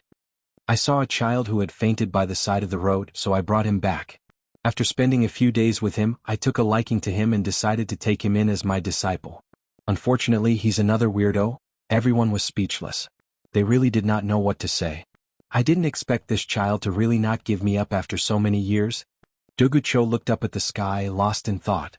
After a while, he finally lowered his head to ask Bai Yixue, your master, Xiao Xiaoqing, is he still alive? Bai Yixue answered respectfully, Master is still alive, but the old man has long left the martial world. He lives in seclusion at Black Cloud Peak now. He doesn't usually come down. Is he still addicted to alcohol? Dugu Chao asked with a frown. This disciple has followed Master for many years, but I've never seen the old man drink a drop of alcohol, Bai Yixue answered with his head lowered. Bai Yixue now understood why his master did not touch a drop of alcohol. So that was it. He could not help but sigh for his master.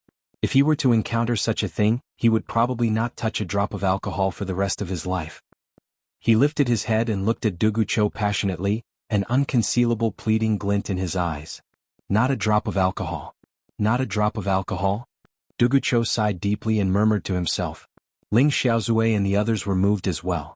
A drunkard who treated alcohol like his life had suddenly abstained from alcohol for the rest of his life. How strong was his determination? They could not help but want to persuade him as well. Fine, when you see your master again. Dugu Chao mused for a long time and finally said softly, tell him that this old man allows him to return to my school. Let him come and kowtow. Thank you, Grandmaster. Bai Yixue was overjoyed and was about to kneel and kowtow. No. Dugu Chao said faintly, you'll only be my grand disciple after your master has kowtowed. Right now there's nothing between us. He murmured, I still remember how Xiaoqing was addicted to alcohol all those years ago. He hadn't touched a drop of alcohol for so many years. Of course he was filled with regret. How could he let someone else kowtow in front of him? Bai Yixue's eyes were brimming with tears. After a long time, Bai Yixue calmed himself down and said rather abashedly, I still don't know Grandmaster's name. Dugu Chao said faintly, this old man is Dugu Chao. Once the name was spoken, it was like a bomb exploding above Bai Yixue's head. Bai Yixue could only feel himself swaying twice, almost losing his footing and falling onto the table. Dugu Chao, the legendary name that had always been at the pinnacle of the continent, above the clouds, was like worshipping a god to the world. The unrivaled expert whose name shook the world and intimidated the martial world was actually right in front of him. It was his own grandmaster too. Furthermore, he had just exchanged blows with him. Bai Yixue was flushed, at a loss for words. He was stunned for a long time before he suddenly slapped himself on the face, feeling too ashamed to show his face. If he had only pretended to his grandmaster, he would still be able to justify himself despite it being unworthy. However, when it came to the world's unrivaled expert, there was only tragedy. A tragic life was nothing more than this. Bai Yixue could already imagine that today's battle would be enough to go down in Tianshan continent's history of embarrassing battles. He would become the laughingstock of the martial world, a laughingstock for the rest of his life. Sigh, cough, cough. Yunyang coughed for a good while before he managed to suppress his laughter and said, Bai Yi, let me introduce you. He pointed at Ling Xiaozue and said, to your grandmaster, this is the cream of the crop among the younger generation. He's quite famous. Bai Yixue coughed and said, no matter how famous he is, he's at most the same seniority as my master. He was still thinking to himself, so what if he's famous? Can he be more famous than Jun Moyan? He's Ling Xiaozue, said Yunyang. Cough, cough, cough. Bai Yixue coughed madly at once. For a moment, his face flushed red and he plopped down on the ground. Never in his wildest dreams would he have thought that such a name would explode in his ears. Two legends of the age, two unrivaled experts. It was too shocking. Chapter 610. Bai Yixue was speechless with shock. In terms of reputation, there were only 3 to 5 people in this world who could defeat Jun Moyan. Yet you managed to find 2 of them in one go. Young master, are you toying with me or are you toying with me? Ling Xiaozue nodded with a smile. When he introduced Feng Xiang'a, Bai Yixue was quick to greet him respectfully. Obviously, this fellow had realized that the person who was with Duguchou and Ling Xiaozue would not be an ordinary person. As expected, it was another shock. Although the phantom physician god of wine Feng Xiang'a's reputation was not above that of Jun Moyan's, it was not inferior at all. And this? Just as Yunyang was about to introduce Gu Chaoyang, he saw the latter shake his head slightly, so he corrected himself, this is Gu. Senior Gu. Bai Yixue was still respectful. What a joke. This must be someone important as well, someone who would not pale in comparison to Jun Moyan. Names were no longer important as long as there was no hint of disrespect. Everyone will be staying in the residence of Yun from now on. We are one family. Following Yunyang's announcement, Bai Yixue cheered, young master, I have to go back immediately to invite my master over. Duguchou was relieved.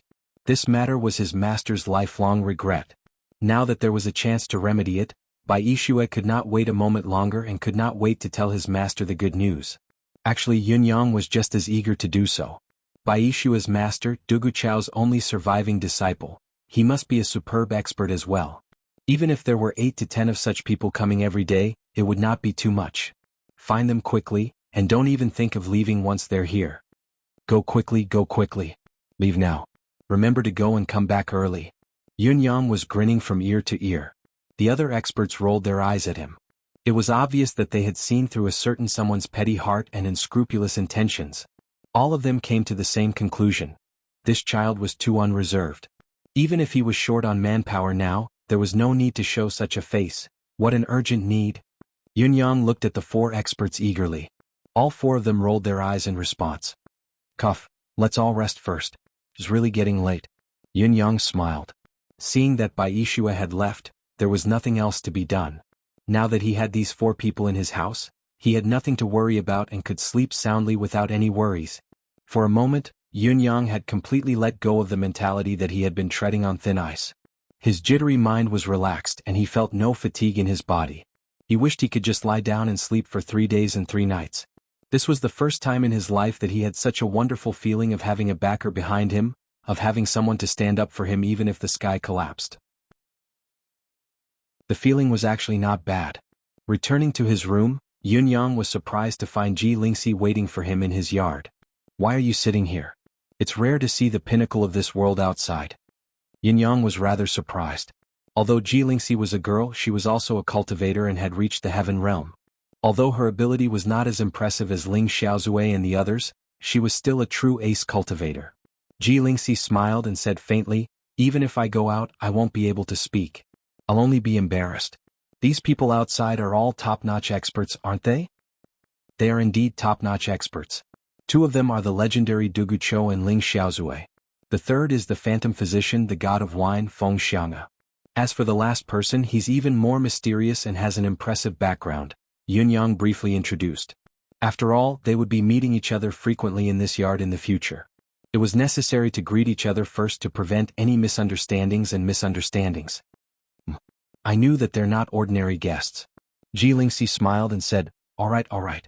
Now that there are 4 more people here, you can finally have a good night's sleep without worry. It's been such a long time and you haven't had a good rest. It's a rare opportunity, have a good sleep. Ji Lingxi smiled and walked out after she finished speaking. Yunyang wanted to say something more, but he felt drowsy and could no longer suppress it. He quickly took off his shoes and fell asleep on the bed. Just as Ji Lingxi had said, his exhaustion had reached its peak. Ever since he had escaped death at Tianshan Cliff, he had spent almost 2 years with his heart in his throat. He did not even dare to close his eyes when he slept. There had never been a time when he could sleep in peace. Now that he had finally calmed down, he could no longer suppress his exhaustion. All he wanted to do was to have a good nap. As a result, Yunyang did not notice Ji Lingxi's unusual behavior at all. Under normal circumstances, experts like Duguqiu and Ling Xiaozue would cause a commotion no matter where they appeared. Cultivators with a certain level of cultivation base could not help but be shaken and yearn to meet them. What was more, they had appeared directly in one's own house and were staying in the same yard. The shock would only be more intense. As an ace cultivator, Ji Lingxi should not be an exception. However, when she heard Yunyang mention the names, there was no shock in her expression at all, as if she had only heard a few very ordinary names. That was all. This was already very wrong. Ji Lingxi walked out of Yunyang's room quietly and walked back step by step. When she reached the flowering tree, she stopped and turned back to look. Yunyang's room was completely dark, with only the faint sound of snoring coming from within. With Yunyang's current cultivation base, the only explanation for the sound of snoring was that he was in a deep sleep that was both physical and mental. Ji Lingxi sighed softly and sat down in the gazebo. There was a hint of confusion in her eyes, as if she could not understand the dilemma of making a decision. I don't understand. In the night, a soft sigh could be heard. Nothing happened for the next 2 days. The peace lasted until the night of the 3rd day. A loud bang came from somewhere in the western city's outskirts. It was the sound of a door being smashed. A long howl shook the air. 4 Seasons Tower's men, come out and meet your death. The assassins had finally made their move. Their target was the 4 Seasons Tower. These few days, the 4 Seasons Tower's movements had never stopped, despite appearing to be quiet and uneventful on the surface. To Snow, Frost, and Sword, there was no need for them to be wary of anyone showing themselves in the world.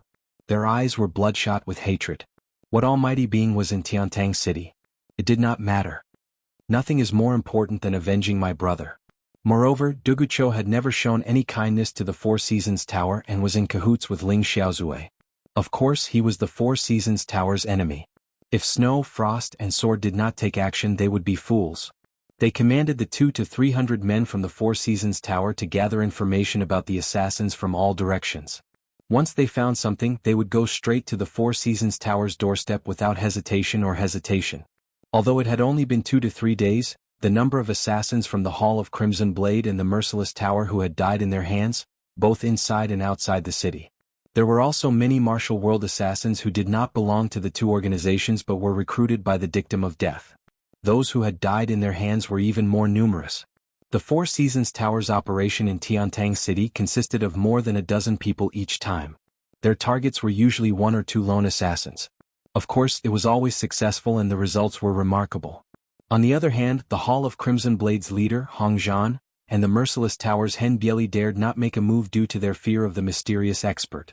They had missed the opportunity, allowing the 4 Seasons Tower to take them down one by one. They had suffered heavy losses and the reputation of the dictum of death had been greatly diminished.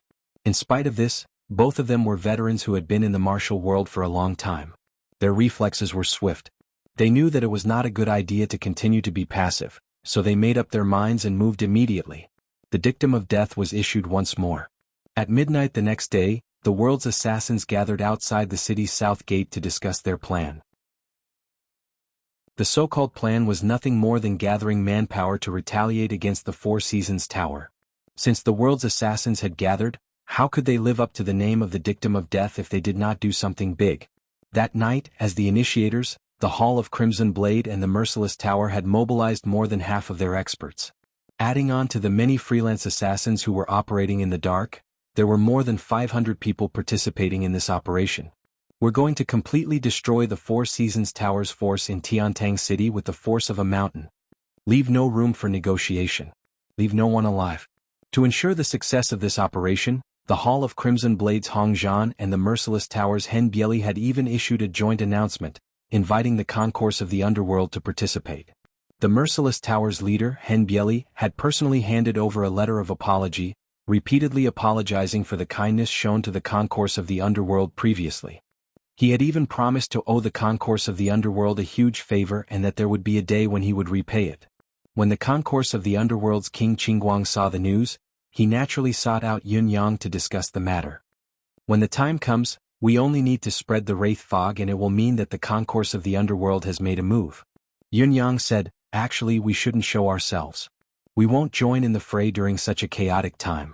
Knowing that the area covered by the wraith fog is large enough, who dares to say that the concourse of the underworld hasn't done its best? First Court King Qingguang chuckled strangely, appearing to be in a good mood. We all like to watch the show as well. We especially like to sit back and watch the tigers fight.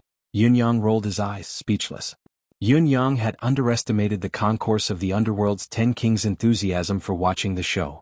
That night, the wraith fog expanded and wreaked havoc like never before. All 10 court kings were dispatched at the same time, forming groups to watch the show. Yun Yang, who had the same thought, was fuming. Was there a need for so many people to come together just to watch the show? Do you all know how much risk you have to bear to watch this show? If only 1 or 2 people had come, we could have run away immediately if the situation had gone awry. However, all of you have come. This confidence is too much. Once any accident happens, as long as there's a slight reluctance to retreat, all of you will come out to fight. Don't let us who are here to watch the show fight on our home ground in the end. That would be so suffocating. You should know that the Four Seasons Tower's combat power is not limited to this. There's still Mr. Nian and another top-notch expert coveting from the sidelines. If they think it's necessary to intervene in this battle, do you think the future of the enemy will still be beautiful? Now that everyone was here, Yun Yang had no choice but to adapt to the situation. Yutang's King Xiaoyao, Lord Marquis Yun, had come to watch the show as well. Other than that, there were many experts hiding in the dark who were also watching the show from the sidelines. After all, most of them had the thought that the gathering of the world's assassins might really be able to dampen the Four Seasons Tower's morale. It would be even better if they could take advantage of the situation. In spite of this, Yun Yang was greatly shaken once again as he watched the show unfold. The Four Seasons Tower's formidable capabilities and the assassins' peculiar methods of attack were an eye-opener for everyone present. They lived up to their reputation. The Four Seasons Tower's response was clear. The Four Seasons Tower's reputation must not fall. They would never retreat. If 1 came, they would kill 1. If 2 came, they would kill both. It was an open fight, an open fight. A huge yard was divided into 4 directions: north, south, east, and west. 3 experts were assigned to guard in the dark in each direction. These 3 people did not care about anything else. They were only responsible for dealing with the enemies that came their way. When the 3 of them were dead, tired, or injured, the Four Seasons Tower would then send out 3 more people to take over. This was an arrogant declaration. No matter how many of you come, I will deal with them with only these people. The assassins' tricks were endless as well. There was nothing they could not think of, nothing they could not do. The one who started the battle and took the lead in smashing open the door was the Merciless Tower's leader, Hen Bieli. With a push of his palm, the door was flung open. However, this move did not mean anything. It was only a declaration of war, a proclamation of war. After all, those who participated in this battle were all experts who came and went. Who would still use the door? A gust of wind blew and dust flew into the air. A few rotten leaves spun in the air before slowly falling to the ground. It was quiet all around. There was only the dusky underworld fog floating in the night sky. It looked like it was everywhere. When the leaves fluttered to the ground, countless chilling blades flew out from the leaves. Chapter 6:11. The saber rain that filled the sky was denser and more frequent than the countless fallen leaves. Horizontally, vertically, whirling, circling, slanting, all of them brought with them the sound of the wind. Every single slash was accompanied by the terrifying sound of the wind breaking. It It was not difficult to imagine that if one were to be grazed by such a saber, one would be covered in wounds such as a broken arm or a broken leg. If it was a serious one, one would be disemboweled. It was a matter of life and death. Who dared be careless? Even these assassins who had walked the line between life and death for years, dared not underestimate it. The sky was not only filled with the interweaving of withered leaves and saber blades, there were also many other weapons, swords, spikes, daggers, and flying needles that were as thin as a cow's hair. They came one after another, filling in every gap that was slightly exposed. There was not a single gap, but it had become a lethal threat instead. This was not all. When one of the fallen leaves landed on top of one of the Four Seasons Tower's experts without a sound, a huge hammer suddenly leaped out from it. How could a large hammer be transformed from a fallen leaf? But all of this was reflected in tonight's battle. Such a transformation was appalling, unbelievable, and unimaginable. Yun Yang was dazzled by the sight, sighing inwardly that each profession had its own way of doing things. These assassins had all sorts of tricks up their sleeves. Even with Yun Yang's current cultivation base, he might not be able to handle such a lethal attack. It would be perfect if he could escape unscathed from such a lethal attack. Unless his cloud manifestation power was restored, he dared not say that he could face it with ease and come out unscathed. As the attacks from the assassins intensified, silhouettes appeared from the thick fog, the withered leaves, and the night sky, as if they had appeared out of thin air. Many of the assassins used their own strength to launch close-range attacks, and their attack power was greatly increased. It was incomparable to the long-range attacks at the beginning. Every flash was an attack, and it was accompanied by a considerable attack power. After the attack, regardless of whether it was effective or not, or whether it was successful or not, they would immediately disappear. The assassins had completely executed the basic strategy of fleeing 1,000 miles away if they missed their target. There were no flaws at all. After a while, all sorts of strange phenomena began to appear in an unending stream. There were huge lotuses, huge leaves that seemed to be illusory yet real, and there were even rippling waves of water. All of them had assassins appearing one after another. Putting everything else aside, just by looking at the various and varied methods, it was already impossible to estimate just how many assassins there were and how many people were involved in this operation. At this moment, the assassins who happened to be present had displayed their trump cards. They were the most effective tactics against the Four Seasons Tower at the moment. If the attack failed, they would retreat immediately.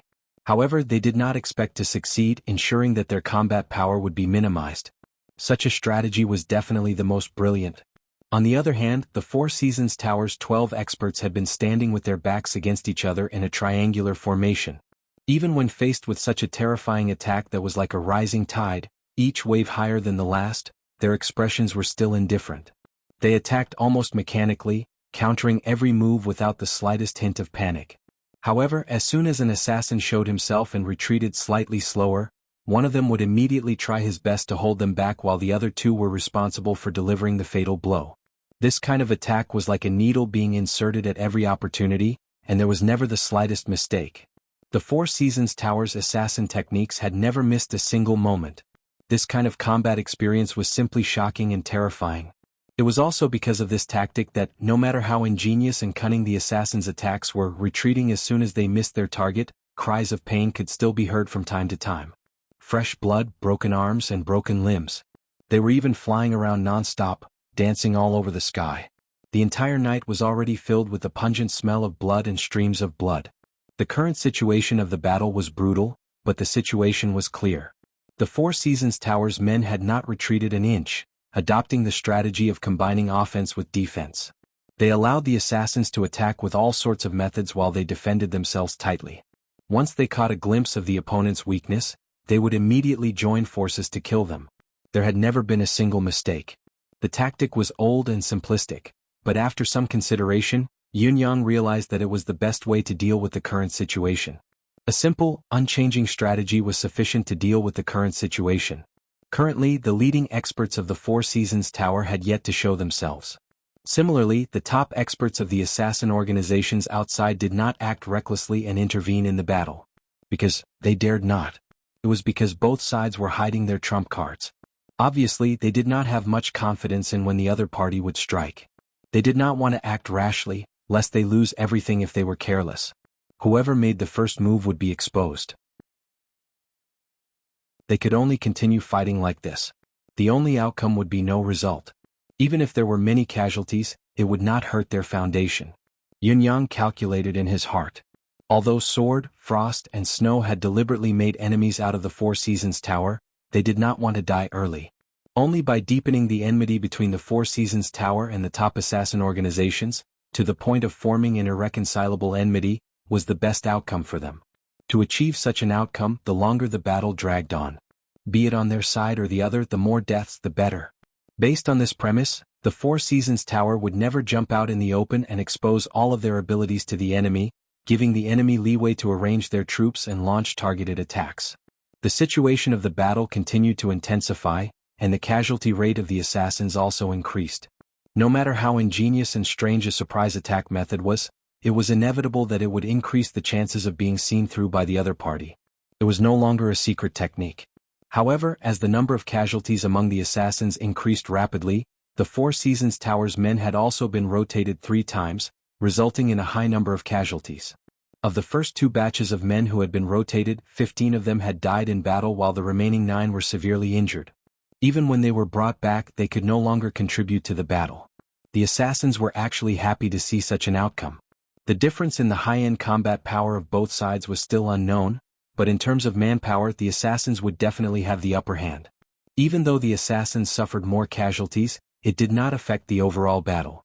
In spite of this, the Four Seasons Tower's venerable Lord Sword, Snow, and Frost had yet to show themselves, causing the assassins to be filled with suspicion. It was as if they did not care about such casualties at all. It was especially so for the assassins who had the guts to participate in the battle. Those who had the guts to participate in the battle were all experienced and knowledgeable, but with just a glance, they did not recognize anyone from the Four Seasons Tower.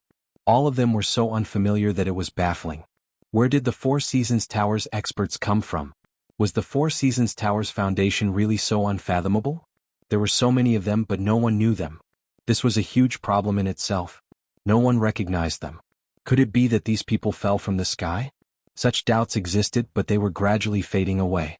To be able to become a famous assassin, one would definitely not be a weak-willed person. At this moment, they had the absolute advantage in numbers. With some veteran assassins joining the battlefield, and even some super assassins preparing to take action, the originally balanced situation of the battle began to tilt. At least, the pressure that the Four Seasons Tower's experts had to bear had increased by a few folds. Hen Bieli and Hong Zhan were hidden in the dark, watching the great battle with rapt attention. Both of them had the same thought lingering in their minds: how many people from the Four Seasons Tower were involved in this battle? Furthermore, how much of the Four Seasons Tower's ability had been displayed in this battle? Regardless, even though the assassins had the upper hand, both of them felt an indescribable bitterness in their hearts.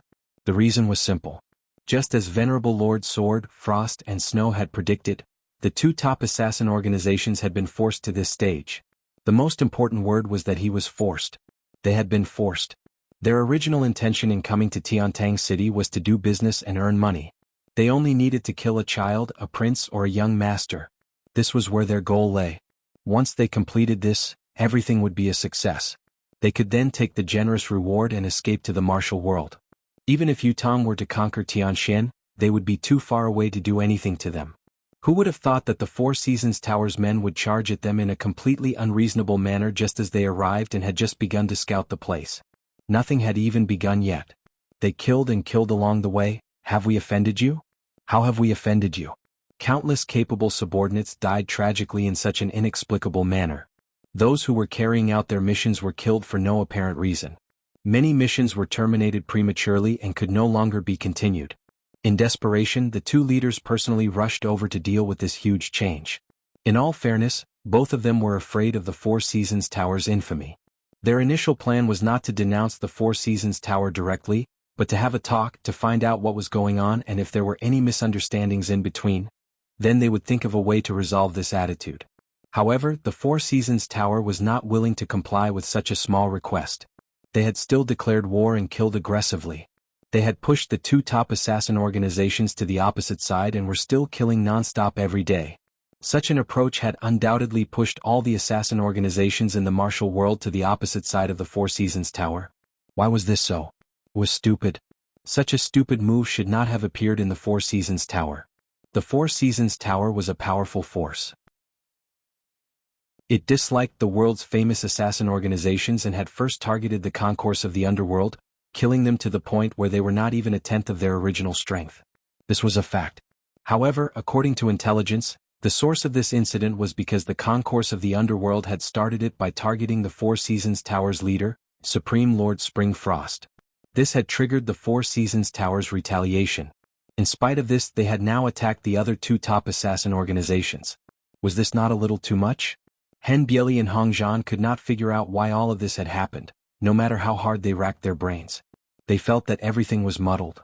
Hong Zhan had a part in Venerable Lord Ice's death, but there was obviously an inside story behind Venerable Lord Ice's death.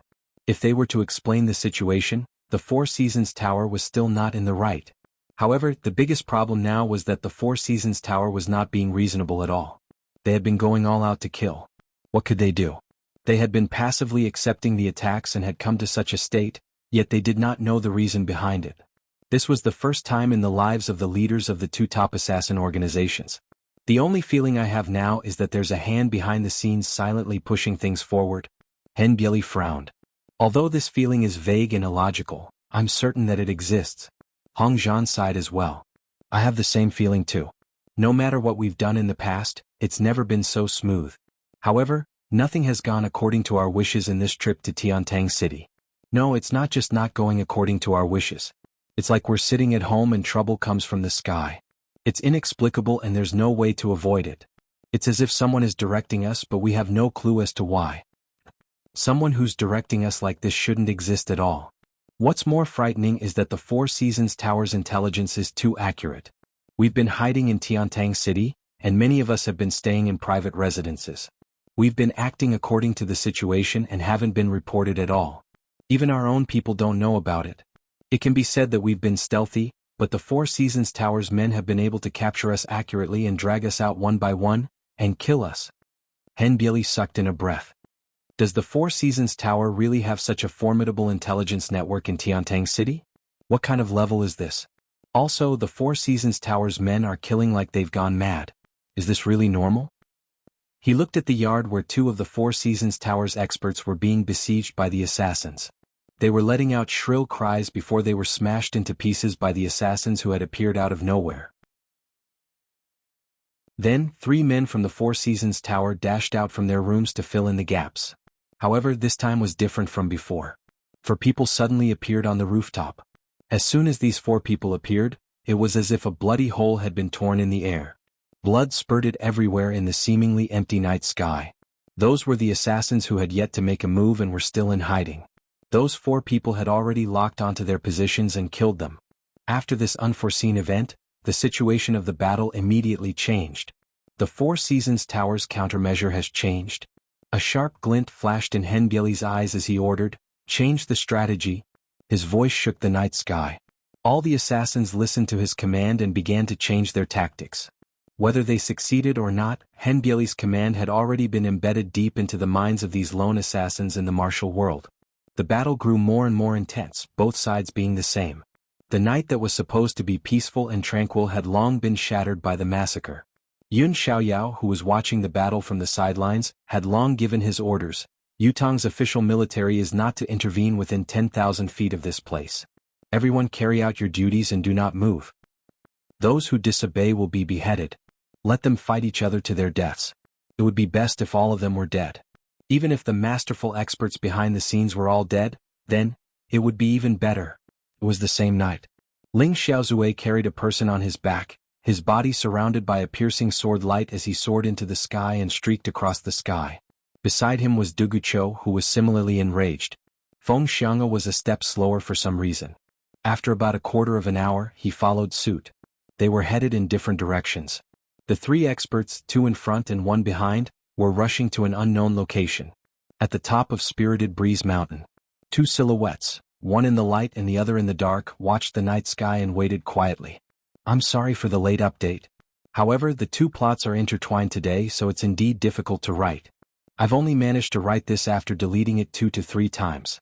I hope everyone won't mind. Today is Chief Lazy Ocean's birthday. I'm sorry to wish my brother a late birthday, but I still hope that he can receive my blessing. Brother, I wish you a happy birthday.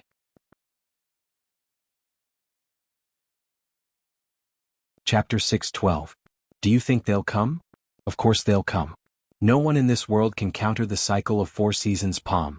Whether they make the exchange or not, they'll definitely come. Is there a possibility of a backlash? Of course there's a possibility. They won't truly believe us. In fact, when have we ever truly believed anyone? They'll definitely come, but their purpose isn't important to us. The black-robed man smiled faintly. Let's leave it at that for now. At least for now, we're still the ones in control. All we need to do now is wait. That's all. The other man said, Ling Xiaozue and Du Guchou are known as the unrivaled experts. If, Mr. Nian said faintly, so what if they're the unrivaled experts? Have the two of us ever feared anyone in this world? He smirked coldly. The unrivaled expert is but a title we've created. What does it matter? The other man guffawed, the confidence in his voice evident. It was obvious that he did not care about the title of unrivaled expert. Suddenly, a sword howl that sounded like a thunderclap resounded in the sky. A ray of sword light pierced through the clouds like a dragon and shot down. The sword light appeared in the sky out of nowhere. Even those who had been paying attention to the sky could not see how the sword light had appeared. It seemed to have existed since the beginning of time. It had always been there. It was only now that it revealed its ferocity and murderous intent. Once it appeared, however, it was impossible to defend against. One could only extend one's neck and wait to be slaughtered. The descent of the sword light caught the attention of the two men on the mountaintop. Both of their expressions turned grim at the same time. Both of them realized who had arrived.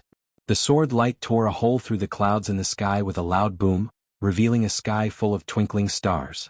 A man in green descended under the starry sky. His robes fluttered in the wind, like an immortal who had suddenly descended to the mortal realm. Just as the green-clothed man floated down, another gray-clothed man also descended without a sound and followed closely behind the green-clothed man. If one did not see it with their own eyes, they would not even be able to sense it with their divine senses. How many people like him were there in the world? Ling Xiaozue, Du Guchou. Two great experts joined hands. He came and landed on the top of the mountain. Mr. Nian, come out. Ling Xiaozue let out a long howl, his voice reverberating in the air. An elegant chuckle could be heard from the shadows. Mr. Nian, who was dressed in black, strolled out as if he had opened a portal in space. He said faintly, Brother Ling, I apologize for not coming out to greet you. Have you made up your mind? Ling Xiaozue said faintly, I'll give you Heaven's Inquisition if you want him, but you have to come with me to save my little brother. Before his words echoed in the air, he tossed the skeletal Gu Chaoyang at Mr. Nian's feet. Gu Chaoyang looked aggrieved, disbelief written all over his skeletal face. His cultivation base was probably sealed.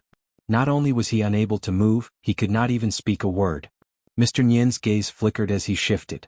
Not only did he not step forward to check, but he moved further away from Gu Chaoyang instead. He said softly, Brother Ling, you can't possibly not know who Brother Gu Chaoyang is. Then allow me to ask, what is your relationship with that little brother of yours? Ling Xiaozue snorted and said, his relationship with me has nothing to do with you. What you should do now is to quickly check if this fellow is the real person, complete this deal and then follow me to save him. Are you that free? Mr. Nian still did not check. Instead he took a step back and sneered, to make you, Ling Xiaozue, make such a huge sacrifice and even give up on Heaven's Inquisition. To put it lightly, you've betrayed your friend. To put it more seriously, you've missed a great opportunity for yourself. How can I not get to the bottom of such a huge matter? Ling Xiaozue replied coldly, Heaven's Inquisition has never been my friend. Little brother Yunyang, on the other hand, is my opportunity. That's it. An eerie smile hung on Mr. Nian's face. Ling Xiaozue, do you think I'll believe you? Ling Xiaozue said faintly, I don't care if you believe me or not. I'll only swear here and now that if you don't go today and my little brother dies, then, from today onwards, I'll kill every 4 Seasons Tower member I see. Do you think I don't dare to do so? He looked at Mr. Nian coldly. I've done something like this once many years ago. I stopped because of sentiments. Today I can continue because of sentiments. Du Guchou, who was standing aside, said coldly, count me in. I can partner with you once to go against the 4 Seasons Tower. While the 4 Seasons Tower's top executives can fight the others, I believe they can be easily killed. Mr. Nian's pupils shrunk. Are you threatening me? Ling Xiaozue lifted his gaze as sharp as a sword. What? You can coerce and blackmail, but I can't threaten you in return? Mr. Nian let out a long howl and guffawed. Of course you can. It's just that it's been too long since I've been threatened, especially by an expert like Brother Ling. This is truly the first time in many years. It's refreshing. Ling Xiaozui said coldly, I don't wish to argue with you anymore. You were the one who proposed the exchange of men at Spirit Breeze Mountain within 3 days. Now that we're here and we've given in, you're evading and delaying it again and again. What can I do even if I threaten you? What should I do? What? You can only accept my threat obediently. Mr. Nian laughed and said, if threats are effective, why do you need to capture Heaven's Inquisition for the exchange? It's the same threat. Will the effect be different? Ling Xiaozui's heart skipped a beat. Mr. Nian was an intelligent man indeed. He had grasped this flaw accurately. There are things a gentleman should and shouldn't do. I have my reasons for what I do. Do I have the obligation to explain to you? Ling Xiaozui's gaze turned sharp. Cut the nonsense. I only have one question for you now. Are you not going to abide by our previous agreement? Mr. Nian snorted, a tinge of hesitation appearing in his gaze for the first time. In all fairness, since he had already caught a glimpse of the illogical aspects of the other party's actions, he should continue following the clues. After all, Ling Xiaozui's current choice was too unexpected. Even if he was forced to do so, he should not have given in so easily. Even if he cared too much about Yun Yang and experienced the twists and turns just now, he should have been more forceful. As Mr. Nian thought about it, he felt a sense of relief. As the saying went, a man needed his dignity and a tree needed its bark. Ling Xiaozui, Duguqiu, and Feng Xiang'e could not dispel his cycle of 4 seasons palm. It was already a stain on his record, and it was a foregone conclusion that he would be at a disadvantage.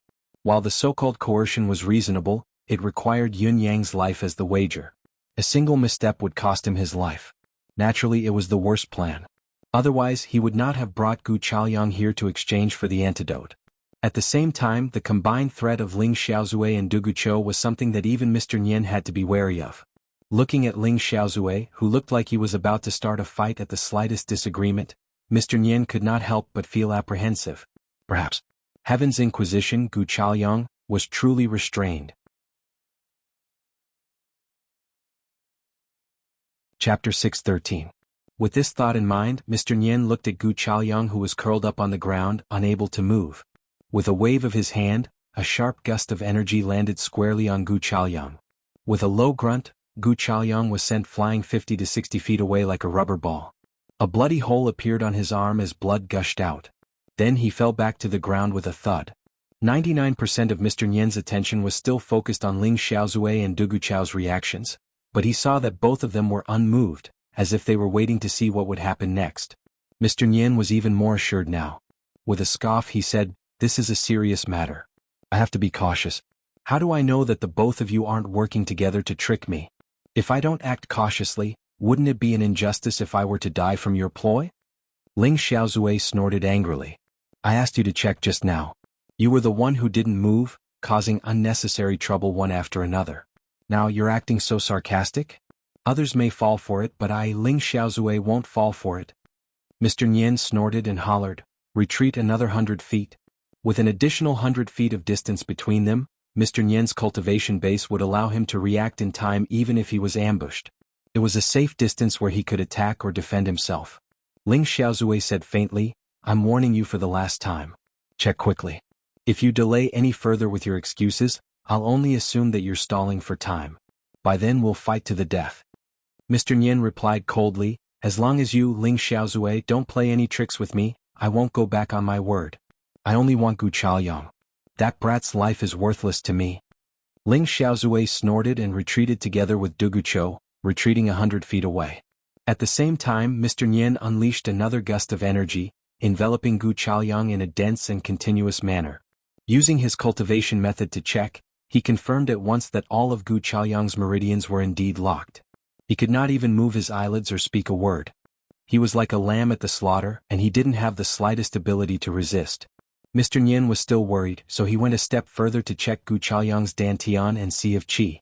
It was only when he realized that it was also unharmed that he was relieved and said faintly, I've confirmed Brother Ling's sincerity in the transaction. I'll go with you now. Only when we return what we borrow by what we sell, can we be even. As he spoke, he flicked his finger. An even more massive force enveloped Gu Chaoyang. He sealed all the meridians in Gu Chaoyang's body in an unusually meticulous manner with his unique mystical energy. It was only then that Gu Chaoyang's ability to speak was restored. He said with a smile, "Brother Gu, I bet you didn't expect us to meet again so soon." Gu Chaoyang first glared at him hatefully before his gaze turned into indescribable sorrow and desolation. He chuckled bitterly and said, "Now that things have come to this, I have nothing more to say. Mr. Nian, I only hope that you can spare some time to talk to me after you send me there. That's all I ask for." Mr. Nian replied with a grin, "Of course. Brother Gu, you and I both know that it's not time for you to die yet.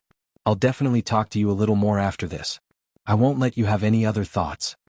Before his words echoed in the air, he kicked Gu Chaoyang. A gust of wind lifted Gu Chaoyang up and sent him somewhere in the dark forest. Even now, Mr. Nian was still cautious, guarding against any possibility of accidents. He did not come into contact with Gu Chaoyang's body, but sent the latter directly to where his partner was. This was to ensure that he was in perfect condition, without any carelessness or loopholes, so that he would be invincible. Almost at the same time, a silhouette flashed in the dark. A thick voice said, "Catch it?" Ling Xiaozui and Dugucho did not waste any more words. They sprung up and stood in the air, their voices growing impatient as they said coldly, "What are you waiting for? The people over there can't wait any longer." Mr. Nian nodded. Suddenly, a doubt crept into his heart. "Since you're in such a hurry to save him, why didn't you bring the brat along?" Ling Xiaozui was enraged. His tone was eerie as he said, "Don't you know what you've done? Don't you know that it's already the third day? Don't you know what state his body is in now? If it weren't for Feng Xiang'e helping to prolong his life, how much of his lifespan would he have left even if you saved him? Are you flaunting your unique mystique that no one can cure by asking this now?" Mr. Nian thought about it and realized that he had indeed gone overboard with his words. Judging from Yun Yang's condition when he was struck that day, it was several times worse than the usual victims. Now that he did not have much time left, it was normal that his life was hanging by a thread. Even if he had a great cultivator like Feng Xiang'e helping to prolong his life, his physical condition would not be any better. He was probably no different from a decaying zombie. Moving here was indeed a huge risk. It was no wonder that Feng Xiang'e did not show up this time. That was how it should have been. Mr. Nian laughed and said, "It's better to be safe than sorry. It's my fault for making Brother Ling wait so anxiously. Come, let's go now."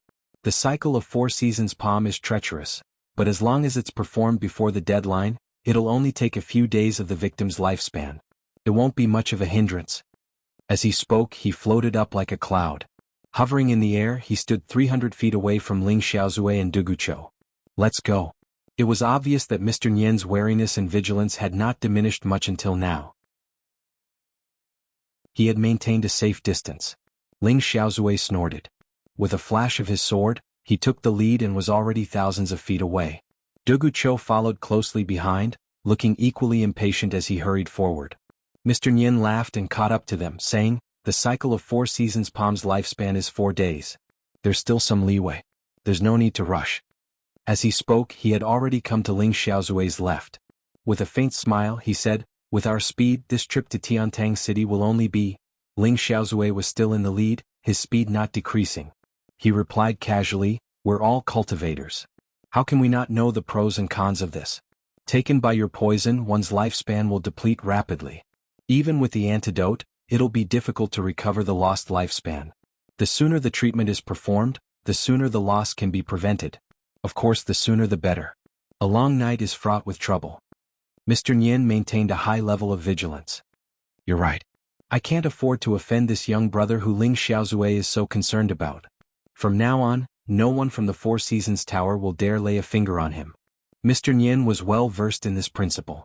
How could he not know that although they had gained the upper hand today, they had unavoidably offended Ling Xiaozui? Even if Yun Yang was saved, it was inevitable that his lifespan would be depleted. Thus he simply promised a guarantee. Of course, this also implied that if Ling Xiaozui were to seek trouble with the 4 Seasons Tower in the future, the first to bear the brunt would most likely be the young brother whom Ling Xiaozui was concerned about. Both of them flew forward as they spoke. In the blink of an eye, they were already thousands of feet away. Both of them were like immortals riding on clouds, sprinting side by side in the air. Ling Xiaozui was still urging them, "Faster, faster." Ling Xiaozui had already unleashed his movement skill with all his might, increasing his speed to the maximum. Mr. Nian chuckled. Don't worry. Although the cycle of 4 seasons palm is a hindrance, as long as the treatment is done appropriately, there won't be any hidden dangers. Furthermore, Feng Xiang'e is there to prolong his life. I guarantee that it won't harm your young brother's life. Despite saying so, he still sped up. With the acceleration, Mr. Nian's heart skipped a beat as if something was amiss, but he could not pinpoint what it was. Turning his head, he was shocked. Where's Dugucho? Dugucho, who had been following beside him, had vanished without a trace. Mr. Nian did not even know when he had disappeared.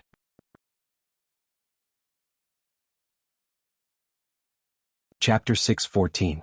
Mr. Nian's heart skipped a beat. Where's Dugucho? It was then that Mr. Nian turned around abruptly. Sword energy and dragon roars came from beside him like rolling thunder. Ling Xiaozui's voice, which had turned distant, rang out abruptly. In the battle many years ago, there was no clear winner or loser. It's inevitable that there's some regret in our hearts. Today is the right time. Come, Mr. Nian, let me witness the true capabilities of the 4 Seasons Tower's supreme leader. Mr. Nian was enraged. Ling Xiaozui, what do you mean? Ling Xiaozui's faint smile fell into Mr. Nian's eyes along with the thunderous sword light. Nothing else. I just want to cut off one of your arms. That's all. That's all. The sword energy was like a rainbow, its light blotting out the sky. The sword wind howled, shielding the wind and clouds in the sky. It was a full-force attack. Mr. Nian's body flickered as he moved backward swiftly. It was obvious that he did not wish to be entangled and intended to extricate himself. In spite of this, Ling Xiaozui had already made up for it. His sword energy was like maggots in one's bones, following him relentlessly. One misstep and he would be doomed eternally. Mr. Nian, it's better to let go of the thought of reuniting. Dugucho has been gone for a long time. Your partner is probably dead by now. What you should do now is to be patient and stay with me here for a long time. Mr. Nian's thunderous roar shook the heavens. His warning was clear. Don't waste your energy. Even if he can hear you, it's useless. He can't be distracted. You, on the other hand, might be the first to die if you're distracted. Ling Xiaozui guffawed. Come. Look at my soaring 13 swords. How does it compare to the past? Realization struck Mr. Nian. Gu Chaoyang isn't restrained? Ling Xiaozui howled, his sword light turning into a mountain of swords. Of course. Mr. Nian was burning with anxiety. If Gu Chaoyang wasn't restrained, his partner, who was carrying Gu Chaoyang, would be completely defenseless. Under such circumstances, if he were to be ambushed, moreover, Dugucho and Feng Xiang'e were beside him. Why wasn't he restrained? He had checked it a few times. The more he thought about it, the more anxious he became. With a thunderous roar, he attacked with all his might, wanting to shake off Ling Xiaozui's entanglement. However, Ling Xiaozui attacked with all his might as well. His sword light weaved into a dragnet, preventing Mr. Nian from escaping. With an expert like Ling Xiaozui holding them back, it was impossible to escape without paying a price. Mr. Nian's roar was thunderous. He was so furious that his guts were about to explode, but he could only accompany Ling Xiaozui to waste time. There was no way he could escape. On the other side, a man dressed in black was carrying Gu Chaoyang with one hand as he sprinted through the wilderness. His speed was incredibly fast, comparable to Ling Xiaozui's highest movement skill. Perhaps it was out of instinct to be cautious, but he had chosen to travel along the more secluded paths. However, just as he was about to climb over a mountain, there was a loud rumble in front of him. The entire cliff in front of him collapsed without warning. A white-haired and white-bearded figure suddenly appeared. Put old Gu down. The man in black chuckled. Feng Xiang'e, this is the choice you've made. Are you going to go back on your word and take it all? Feng Xiang'e retorted angrily, there are things that a gentleman should do and not do. How can I be someone like Ling Xiaozui who ignores morality? As long as you put old Gu down, we'll still mind our own business. Otherwise, let's fight here. The mysterious man guffawed. With just you? It was at this moment that Gu Chaoyang, who was held in his hand and could no longer move, suddenly sprang up to attack. Both his hands and legs struck at the same time with all his might, like a thunderbolt. Seeing that the change was imminent, the mysterious man was already on guard. However, most of his attention was placed on Feng Xiang'e and the surrounding land. Feng Xiang'e's ability was formidable, but he was still insignificant. What he was concerned about was whether there would be other helpers. However, he would never guard against Gu Chaoyang, who was immobilized in his hand. Not only had Mr. Nian checked on this, but he had also done so repeatedly. He had even added a layer of his own unique restriction. How could Gu Chaoyang suddenly move under the layers of restriction and even launch an attack with all his might? The sudden turn of events caught the mysterious man off guard. There was no way he could defend himself. Finally, he unleashed his cultivation base and reacted swiftly. As he roared, he flung Gu Chaoyang away, widening the distance between the two of them. As he moved, 3 shadows appeared. It was a pity that Gu Chaoyang was too close to him. No matter how the mysterious man reacted, the desperate attack still landed squarely on him. With a soft thud, the 2 shadows at the front shattered without any room for resistance. The mysterious man staggered from the palm strike and spat out a mouthful of blood. Cracking sounds could be heard from his body. A few of his bones had been broken somewhere. Gu Chaoyang, Feng Xianga, both of you are dead meat. The mysterious man roared in anger and hatred. With a long howl, Gu Chaoyang stretched his body and stood in the air, saying faintly, "Death is an ending that no one can avoid. It's just that you're fated to not see our death because you're the only one who's going to die today." Before Gu Chaoyang's words echoed in the air, another sword light fell from the sky like a thunderbolt. A cold voice spoke, "Not bad, not bad. Are you really going to die today?" Shocked, the mysterious man looked towards the source of the voice. All he saw was a man dressed in gray flying through the air with a sword in his hand. Like a divine dragon, the man sliced through the night sky and flew towards him. Was Dugucho? Had he not left? How could the man in black not know that he had fallen into a trap? With a roar, he was about to flee. Facing Dugucho, Feng Xianga and Gu Chaoyang's joint attack, it was enough to kill anyone in this world. It was too dangerous. If he had been any slower, he would have lost his life. It was a pity that the white-haired and white-bearded Feng Xianga was unwilling to let him go, attacking with all his might. Gu Chaoyang had already brandished his purple jade flute, attacking with all his might. There was Feng Xianga in front, Dugucho behind and Gu Chaoyang by his side. 3 pinnacle experts attacked with all their might, working together to kill the culprit who was the bane of their existence. All 3 of them knew very well that this mysterious man before them was a pinnacle expert who was on the same level as them. He was also a dangerous character. Any negligence or underestimation could lead to an irreversible outcome. Since the 3 of them had decided to attack, they had to make this person stay here forever. Otherwise, the consequences would be unimaginable. The mysterious man let out a long howl, his voice echoing hundreds of miles away. With a flash of his black robe, a measuring ruler appeared in his hand. Taking a deep breath, he hollered, all right, let me try the combined might of the 3 pinnacle experts." Waves of air billowed as he charged straight at Feng Xianga. Chapter 6:15. Although the 4 of them were of the same level and the difference in their cultivation base was limited, there was a real gap between them. Dugucho, Ling Xiaozue, Feng Luo, and Mr. Nian were the ones who were truly of the same level. Their abilities were more or less equal. It was difficult to tell who was better in a one-on-one fight. As for Heaven's Inquisition, Gu Chaoyang, while he was also of the same level, he was unavoidably weaker. Moreover, his main cultivation path was not focused on offense. If they were to fight in a real fight, Feng Luo was confident that he could take him down within 300 moves.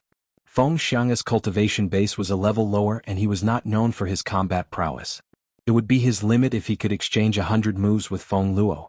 Therefore, Feng Xianga was the weakest link in the enemy's encirclement. As long as Feng Luo could break through his blockade, he could leave with ease. On the other hand, if he could not even break through this link, then he would be in real danger today.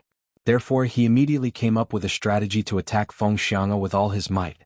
He did not seek to kill the enemy but to break out of the encirclement. The mysterious man in black charged over like a mad tiger. Feng Xianga, who was the first to receive the attack, felt the immense pressure. In spite of it, Feng Xianga grasped the other party's mentality instantly. The current situation was obvious. Their combat power was far superior to the other party's and the encirclement was complete. The other party was injured and his combat strength had been reduced, but his actual combat strength was still above Feng Xianga's. He possessed the ability to kill Feng Xianga. His aggressive attack and murderous intent was to force Feng Xianga to give way. As long as Feng Xianga retreated, the other party could escape immediately. With the other party's cultivation base, even if he was injured, it would be impossible for Feng Xianga to kill him here as long as he escaped the encirclement.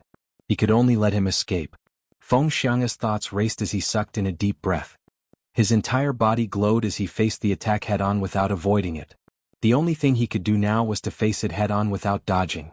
Feng Xiang'e was a seasoned man. Now that he knew the crux of the situation, how could he back out? Since he dared to pick him as the breakthrough, he would slap him in the face. He would let him know what it meant to be high and mighty, what it meant to be the end of the seas and the crumbling of rocks, and what it meant to be indisputable. In fact, the moment Feng Xiang'e made the decision to fight with brute force, a strange thought flashed across his mind. Heaven's Inquisition obviously held a deep grudge against the Four Seasons Tower, so it was hard to change their stance. Ling Xiaozue had a grudge against the Four Seasons Tower in the past as well, and now that the Four Seasons Tower had plotted against Yun Yang with such a venomous move, he would have to settle old and new scores together. There was also Dugucho. Due to the previous sword trial, his stance was also on the opposing side. Heaven's Inquisition had already made it clear, haven't I found two helpers? The two helpers, as the name suggested, referred to Dugucho and Ling Xiaozue. In this way, this matter had nothing to do with him at all. He could completely stay out of it and walk the open road alone. But now, why the hell was he the one who was putting in the effort? As Feng Xiang'e attacked with all his might, he felt that he had been terribly wronged. What was this old man fighting for? Especially now, he was basically gambling with his life. How could he explain this? No matter how much Feng Xiang'e cursed inwardly, he still gave it his all. The situation was clear now. The siege had been set. If the man in black really broke through from Feng Xiang'e's side, Feng Xiang'e would not be able to withstand the Four Seasons Tower's revenge, let alone Gu Chaoyang and the other two. Today he had to make this bastard stay. With a loud bang, the result of the battle was revealed. The mysterious man in black's desperate attack did not pale in comparison to Ling Xiaozue or Dugu Chao's full-force attack. Even though Feng Xiang'e had given it his all, he was still flung away like a kite with a broken string after a loud cry. While he was still in the air, he was already coughing up blood. It was obvious that he had suffered a severe injury. In spite of this, the mysterious man in black did not fare any better. He had just been ambushed by Heaven's Inquisition and was severely injured. Not only were his internal organs injured, two of his ribs were broken as well. Although Heaven's Inquisition's combat strength could not compare to Ling Xiaozue, Dugucho, or Mr. Nian, he was still an expert of the same level. He was also a top-notch expert in this world. Anyone who had been ambushed by his full-force attack when they were defenseless would not have been able to bear it. In order to break through the siege, the mysterious man in black had attacked with all his might. His aura was impressive, and it was difficult for ordinary people to face him head-on. However, deep down he was hoping for a fluke, hoping that Feng Xiang'e would be wise enough to protect himself so that he could escape.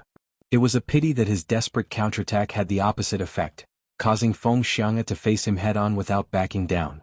Feng Xiang'e was not a mediocre person. How could the phantom physician god of wine, who had lived for centuries, survive until now without a certain level of ability? Feng Xiang'e's all-out attack had worsened the mysterious man's injuries. His already damaged internal organs were churning as if the world had been turned upside down. His vision darkened as he spat out a mouthful of blood. The sound of the wind grew stronger. Dugu Chao's attack was only a hair's breadth away from reaching him. The mysterious man in black's stumbling form halted abruptly before he danced in the air like a willow catkin. It was as if he was not affected by the force, but it was also as if he had gone along with Dugu Chao's attack and used it to escape. However, how could Dugu Chao's attack be deflected and redirected so easily? The man in black, who was struck once more, spat another mouthful of blood. However, the heaven-measuring ruler in his hand suddenly emitted thousands of rays of light. Countless rays of golden light, which were as thin as rays of light, suddenly shot out and instantly covered the entire space within a radius of several hundred feet. Sky-piercing golden gleam. Feng Xiang'e, Dugu Chou and Heaven's Inquisition cried out in unison. You're Liang Canghai? I can't believe that the eccentric talent of the generation who traversed both the legal and illegal worlds and terrorized the world has now become a shady character of the Four Seasons Tower. Feng Xiang'e wiped away the blood at the corner of his lips and stood shakily, unable to hide the shock in his eyes. Liang Canghai let out a long howl and completely disregarded the fact that his identity that he'd concealed for a long time had suddenly been exposed, and he flew out swiftly like an arrow. Since his identity had been exposed, there was no need to say anything more. His priority was to survive. The sky-piercing golden gleam. Back then, Liang Canghai had used this heaven-measuring ruler to defeat all his opponents in the world and build his reputation. However, compared to himself, the heaven-measuring ruler in his hand was much more popular. Other than being a mystical weapon, it was also one of the top mystical hidden weapons in the martial world. The heaven measuring ruler was made up of countless fine golden filament needles. The so-called sky-piercing golden gleam was a manifestation of the heaven measuring ruler's characteristics. The golden filament needles that made up the heaven measuring ruler were almost weightless, so when they were assembled into a ruler, they were as light as a feather. However, the golden filament needles had a peculiar curve. Once they pierced through a person's skin, they could drill into the person's body through the bloodstream. It was difficult to expel. Those who were struck, no matter how impressive their cultivation base was, would not be able to escape death. Even Liang Canghai himself was powerless against such an injury. That was why the martial world called it the poison golden gleam back then. However, just as Liang Canghai's reputation was growing and his name was known throughout the continent, this person had mysteriously disappeared. To this day, no one had seen this person for at least hundreds of years. Everyone thought that he was long gone.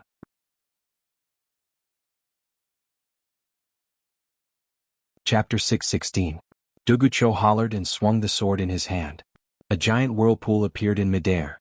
All the golden rays were sucked into the whirlpool like moths flying into a flame, followed by a loud tremor. It was apparent that Dugucho's move was appropriate. Not only had he blocked the golden rays, he had also exchanged a blow with Liang Canghai through the air. The golden rays reeled back at once, flying towards Liang Canghai's back.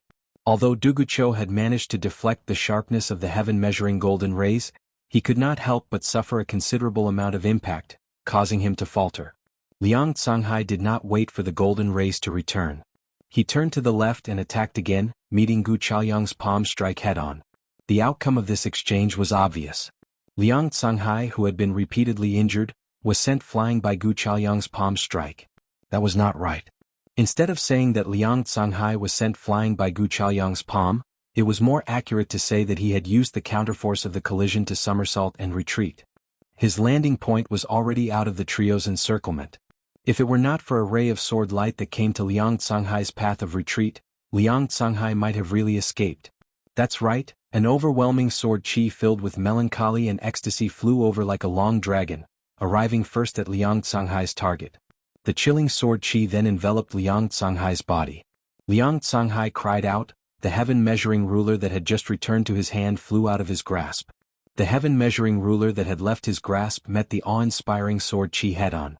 Both of them engaged in the most extreme head-on collision without any tricks.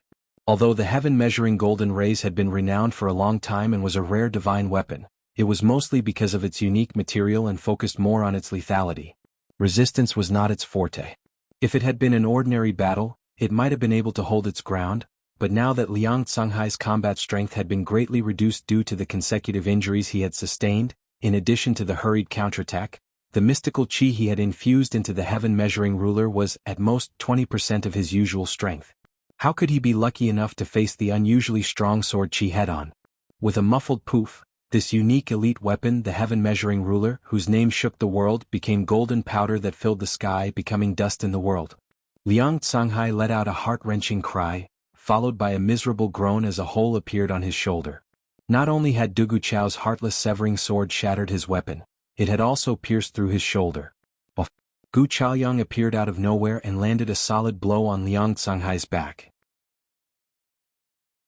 Liang Canghai grunted again, falling to the ground like a kite with its string snapped. When he landed, he staggered twice, almost losing his footing. The shadow above them fell, but Dugucho did not stop his pursuit. Sword light rained down from the sky like a downpour. Gu Chaoyang did not slack off either, launching a close-range attack.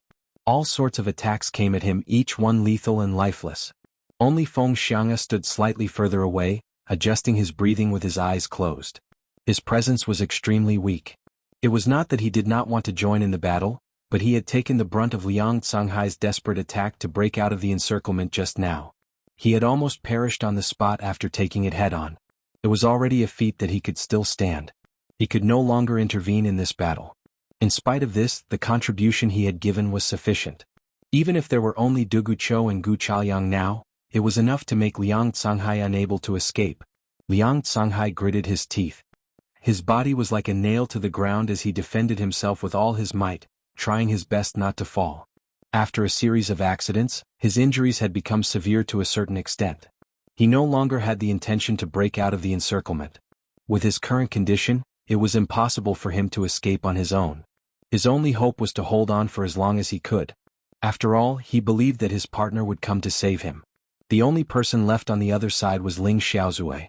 Although Mr. Nian might not be able to win, he was competent enough to rush to his aid.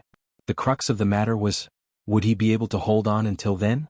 The two experts attacked with all their might, directly suppressing Liang Canghai within a radius of 3 zhang, rendering him unable to move. He was already in a completely passive situation, and this line of defense was still in the process of being compressed, on the verge of collapsing completely at any time. In spite of this, Liang Canghai gritted his teeth to urge himself, activating the arcane art of life potential to trigger his combat strength. Even when he spat out mouthfuls of blood essence, his complexion deteriorating at a speed visible to the naked eye, and half of his hair turning white in this short period of time, he was still holding his ground, trying his best to resist the two experts' killing blows. Liang Canghai looked as wretched as a ghost. Blood was gushing out of his orifices every second. The shoulder that had been injured by Dugu Jian earlier was completely shattered. Pale bone stubs were exposed on his back and chest. One of his legs was limping as he spat out blood continuously. However, he refused to give up. Despite being besieged by the two experts, he remained standing. He even took the opportunity to launch a desperate counterattack in exchange for a little bit of breathing space. A peerless expert was able to persevere in such a hopeless situation. This kind of indestructible tenacity was enough to shock everyone. Despite being in such a hopeless situation, Liang Canghai's gaze was still determined and calm. There was no trace of panic. Even if he felt like he was an arrow at the end of its flight, his mind was filled with boundless chaos, and it was even to the extent that it was difficult for him to focus his gaze. He knew very well that so long as he relaxed his last breath, then he would truly be finished. As long as he could hold on to his last breath, he was confident that he could hold on until his partner arrived. He had to hold on, he had to hold on. After another round of attack, Liang Canghai's hair had turned snow white, without the slightest luster. It was as if he had lost all signs of life, like a bunch of withered grass. In spite of this, Dugu Chao's sword light was still chilling as he attacked from 3 different directions. His intention to kill was clear. Liang Canghai, give up, Dugu Chao said faintly. With Ling Xiaozue holding your partner back, it's destined that he won't be able to come over. Liang Canghai's palms had long been reduced to skeletons after being tempered by the sword energy. There was not a shred of flesh on them, but they were still waving madly, generating a strong gust of wind and clanging sounds as they blocked all of Dugu Chao's incoming sword light. It wasn't that Liang Canghai didn't want to retort. In fact, he really wanted to retort and encourage himself. However, he knew that if he opened his mouth now, he wouldn't get any encouragement. He would only be venting his last breath. If that was the case, he would truly be finished. You're tuning in to the Han Li's Wuxia Chronicles YouTube channel. We're so grateful for your support, and don't forget to subscribe to join us on this incredible journey through captivating stories. Your generosity through donations truly makes a world of difference, as it's the primary source of revenue that allows me to expand and enhance this channel for you. Thank you from the bottom of my heart for being a part of this adventure.